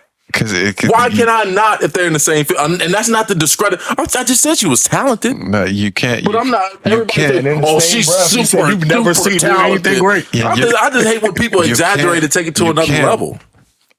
Really? I got to break you down. That's what bothers you. That's what you hate. That's what you hate. What the fuck other topics do we got, man? I'm about to fight this dude. This guy's insane, bro. You're insane, bro. What do you mean? What other topics do we have? You're explaining yourself. I don't know what you're talking about. You hate yourself. I don't know what you're saying. You said Busta Rhymes. What tell us about Busta Rhymes got his Lifetime Achievement Award, and I was appreciative of that shit. And they made me realize that Busta's probably one of my favorite rappers of all time, bro. Oh, wow. I knew it, but I didn't. It's hard for me to acknowledge it because, Busta's been around for so fucking long. But, dog, his speech was dope. I fuck with his speech because he basically explained his speech on how he became a solo artist and thrived in it after he got kicked out of the leaders of the new school. But, you can check that out on your own time, but it was a good story. You're going to need some time. You want to check that out. It wasn't that long. It was a Lifetime Achievement Award. He gave a Lifetime Achievement speech for sure. He liking them speeches, though, sometimes. He took a second to cry. Then he took a second to thank his family. He brought his daughter on the stage. Then he took a second to tell his come up. What would you have liked them to do? Right? What would you have liked them to do? You only get one Lifetime Achievement Award. What are you talking about? But still, I mean, that motherfucker was like, all right. Get up there. I appreciate y'all mileage. No, it was the expectation. He came up there. He was like, they said I only got 2 minutes. The motherfucker took 20. Legit 20 minutes, bro. I went downstairs, did my thing, came back upstairs. The motherfucker was still talking, bro. That shit was a legit 20, 25 I hate on anything, won't he? He will. This motherfucker got his first Lifetime Achievement Award after 30 plus years of rapping. And you expect him to take 30 seconds to say what he got to say. I'm not saying that he didn't deserve it, but that motherfucker was long-winded as a bitch. It really wasn't that long. I thought he could have talked longer. He should have talked that speech as fast as he did the "I am look at me now" verse, and we would have got through it a lot faster. I was trying to put it together. Yeah, I knew there was something there. That's a good one. Stupid. But I thought it was fire, though. It was a fire speech. And then they did a little tribute afterwards of him going through all his records. A lot of hits, of course. I think I had mentioned to y'all like a month or two ago that I had randomly started looking back on his music and went back to some of the early albums. And Yeah, I was impressed. He was a lot better than I knew that he was. Great. Well, for sure, and the inspiration is heavy. You can see it in a lot of people today. I mean, again, I look at people like the baby is not necessarily like the rapper, but like especially he should have won over Tiana, something like that. Like the character he is in videos and like the way he films his video. I liken that to what Busta Rhymes did. That kind of. I'm not saying that Busta Rhymes the first person to do it, but I'm just saying like you could still feel or see Busta Rhymes was a one-on-one. Busta Rhymes' impression on the rap game today. So. That's how he was one of those guys for sure. Legend. That deserves one of those awards. I just watched Higher Learning last night. He was randomly in that. He was in there. Oh, he stomped the fuck out of that dude at Higher Learning. He fucked him up with that joke. He stomped the shit out of that dude. He was beating the fuck out of them. That was a good movie, classic. Super random, but that movie. Yeah. Nothing like a good old school shooting, they say. No doubt. My favorite kind of movie. Is that what they say? Oh. Is that what they say? What the fuck? Every time you turn on the news. But anyway, shout out to Busta, man. Well deserved, much deserved. Great career. Yeah, for sure. But what else we got? The only other thing I had written down was the early in the week when the internet was ablaze with Andre 3000 coming out with a new album. And Killer Mike having to be like, yo, I was high as hell when I said that in the interview. I can't. He lied. He said, I'm not sure if that's really coming like right now. The pump fake. He had to walk it back. He was like, yo, I was so high. I was just talking. I didn't know y'all were going to run with it like this. Because he directly said, oh yeah, it's coming. I done heard about 10 tracks already. He literally said that shit. Yeah, I think he either lied or he got the call quickly. Right, we ain't about to drop this right now. Yeah, run that back. I think he got the call. Yeah, run the jewels, he definitely got the call. He heard those songs. He definitely got the call. He was just too high to realize I'm not supposed to say this shit. Yeah. He wasn't supposed to say nothing about them songs. Dog, the internet was going crazy about, yo, I can't wait for this 3 Stacks album. And a couple days later to see that, I was just laughing. But when he said it, I didn't think that it was coming like this week. Yeah, I thought he was saying he been working on shit. Like, it's a possibility we might get an album. I didn't think he was saying like, yo, better look out next couple weeks. I think people just probably took a little apparently that's how they took it. Because that's not what he said. He didn't say that shit was coming next month or some shit like that. He just said, I heard a few tracks. He got a lot of tracks he put together. He might be putting something together. It might be 3,000 before we get the Andre 3000 album. You know what I'm saying? Probably real shit. Yeah, probably. I know. We'll see. Y'all got anything else? Do I? No, I don't think so. Oh, I did have that. You seen that story in Illinois? Y'all seen that shit that happened? It happened like last night. It's pretty viral right now. A mom and her son went to like it was in Chicago. They went to like their local chicken spot, like fried chicken restaurant or whatever. And while they were in the restaurant, the mom got into an argument with this dude, which more so looked like the dude was arguing with the mom because she seemed like she was pretty calm the entire time. And the guy was just in the store screaming on the lady like, hey, lady, get your food. If you say another word, I promise you I'm going to knock you the fuck out. That's what he kept saying. And while he was saying that, I guess her son came up to the door. His son was like 14 years old. And he was standing in the doorway, and he was like, dude was like, I promise I'm gonna knock you the fuck out. And she was telling her son, like, go back to the car, son, blah, blah, blah. We about to leave. And as soon as she said something else, dude, like, decks her. Like, I mean, you could hear the punches on camera and shit. Like, it was, he won't, holding back at all. He was some haymakers. He was literally trying to knock her the fuck out. He hit her like 3 times, and on that third one, the little dude was in the doorway still, pulling the gun out of his hoodie, and he popped him a few times right then and there. Yeah, he did. And killed the dude on the spot. I guess the guy tried to run away a little bit, got shot in the back a couple times too.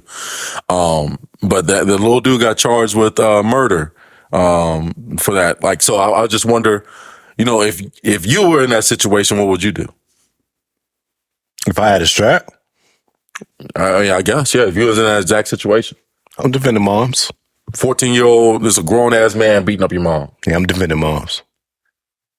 Yeah. I mean, he getting laid down. I mean, he didn't think about it. It was just he was hauling off on him. What the fuck is wrong with you, dog? Yeah. Right. What the fuck? At 14, if I didn't have the strap, I'm gonna try to take my chances to go at him. Right. I'm saying he would have tried that. The fact that he had one, he was like, I'm about to use this shit. He's 14 years old. He wouldn't have won that fight against that. Yeah, he was a little dude. But I don't have an answer. I really don't. I really don't.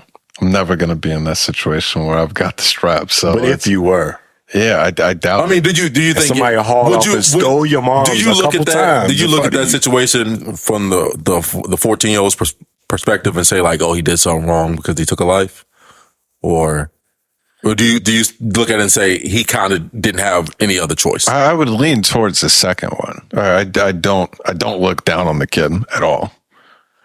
I think if I had to actually like think through it and my like actual world philosophy, I don't know if I'd say it's the right thing to kill the guy. Right. I don't think I wouldn't hear that story and say, yeah, that kid's fucked up. Right. I don't know.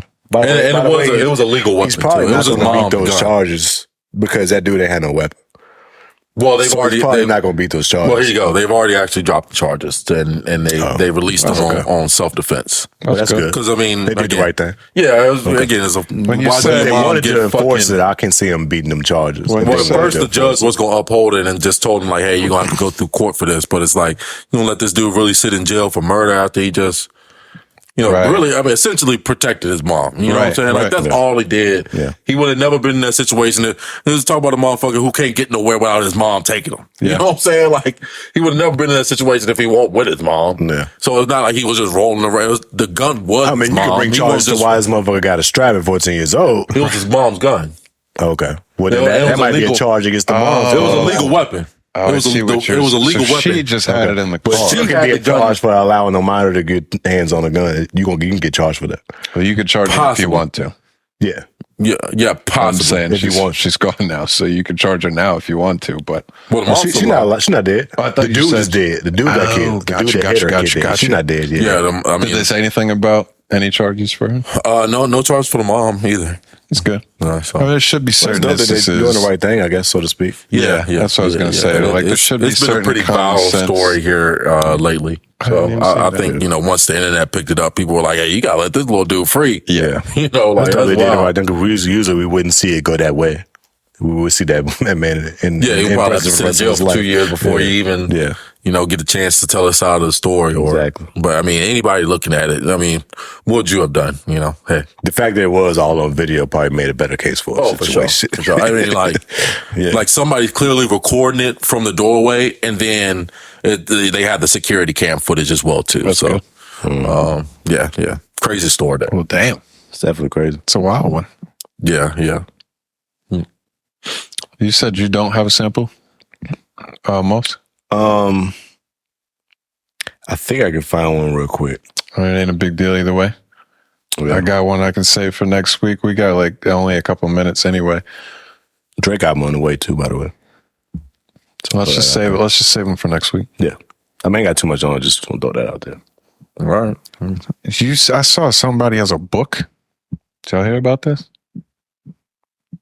Drake is releasing a book. Yeah, that's like the rollout for the album. Yeah, do you know anything about this book? I don't know what's in the book, but I heard like somewhere like positive affirmations or some shit like that. Get the fuck out of here. How many ghostwriters it got? The album title is Titles Ruin Everything or something like that. On the book.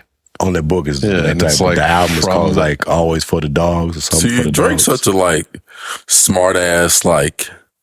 The title is not everything. Something like what is the titles ruin everything. Titles ruin everything. Yeah, it's like super clever, but it's like I don't know. It's weird.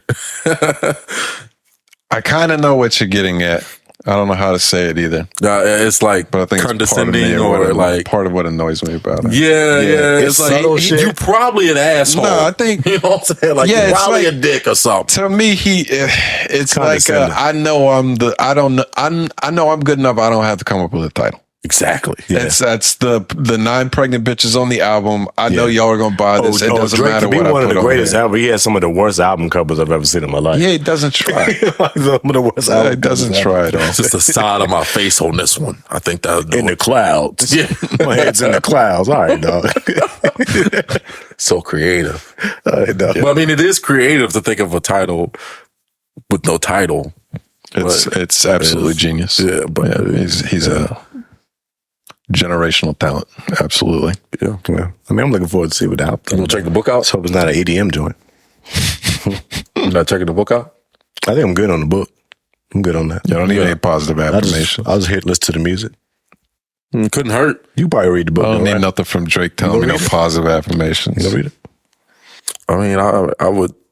I'm not saying I'm gonna read the whole book, but I might check it out if I stumble across it. Why do you think the book is like? I don't think the book probably gonna be that crazy.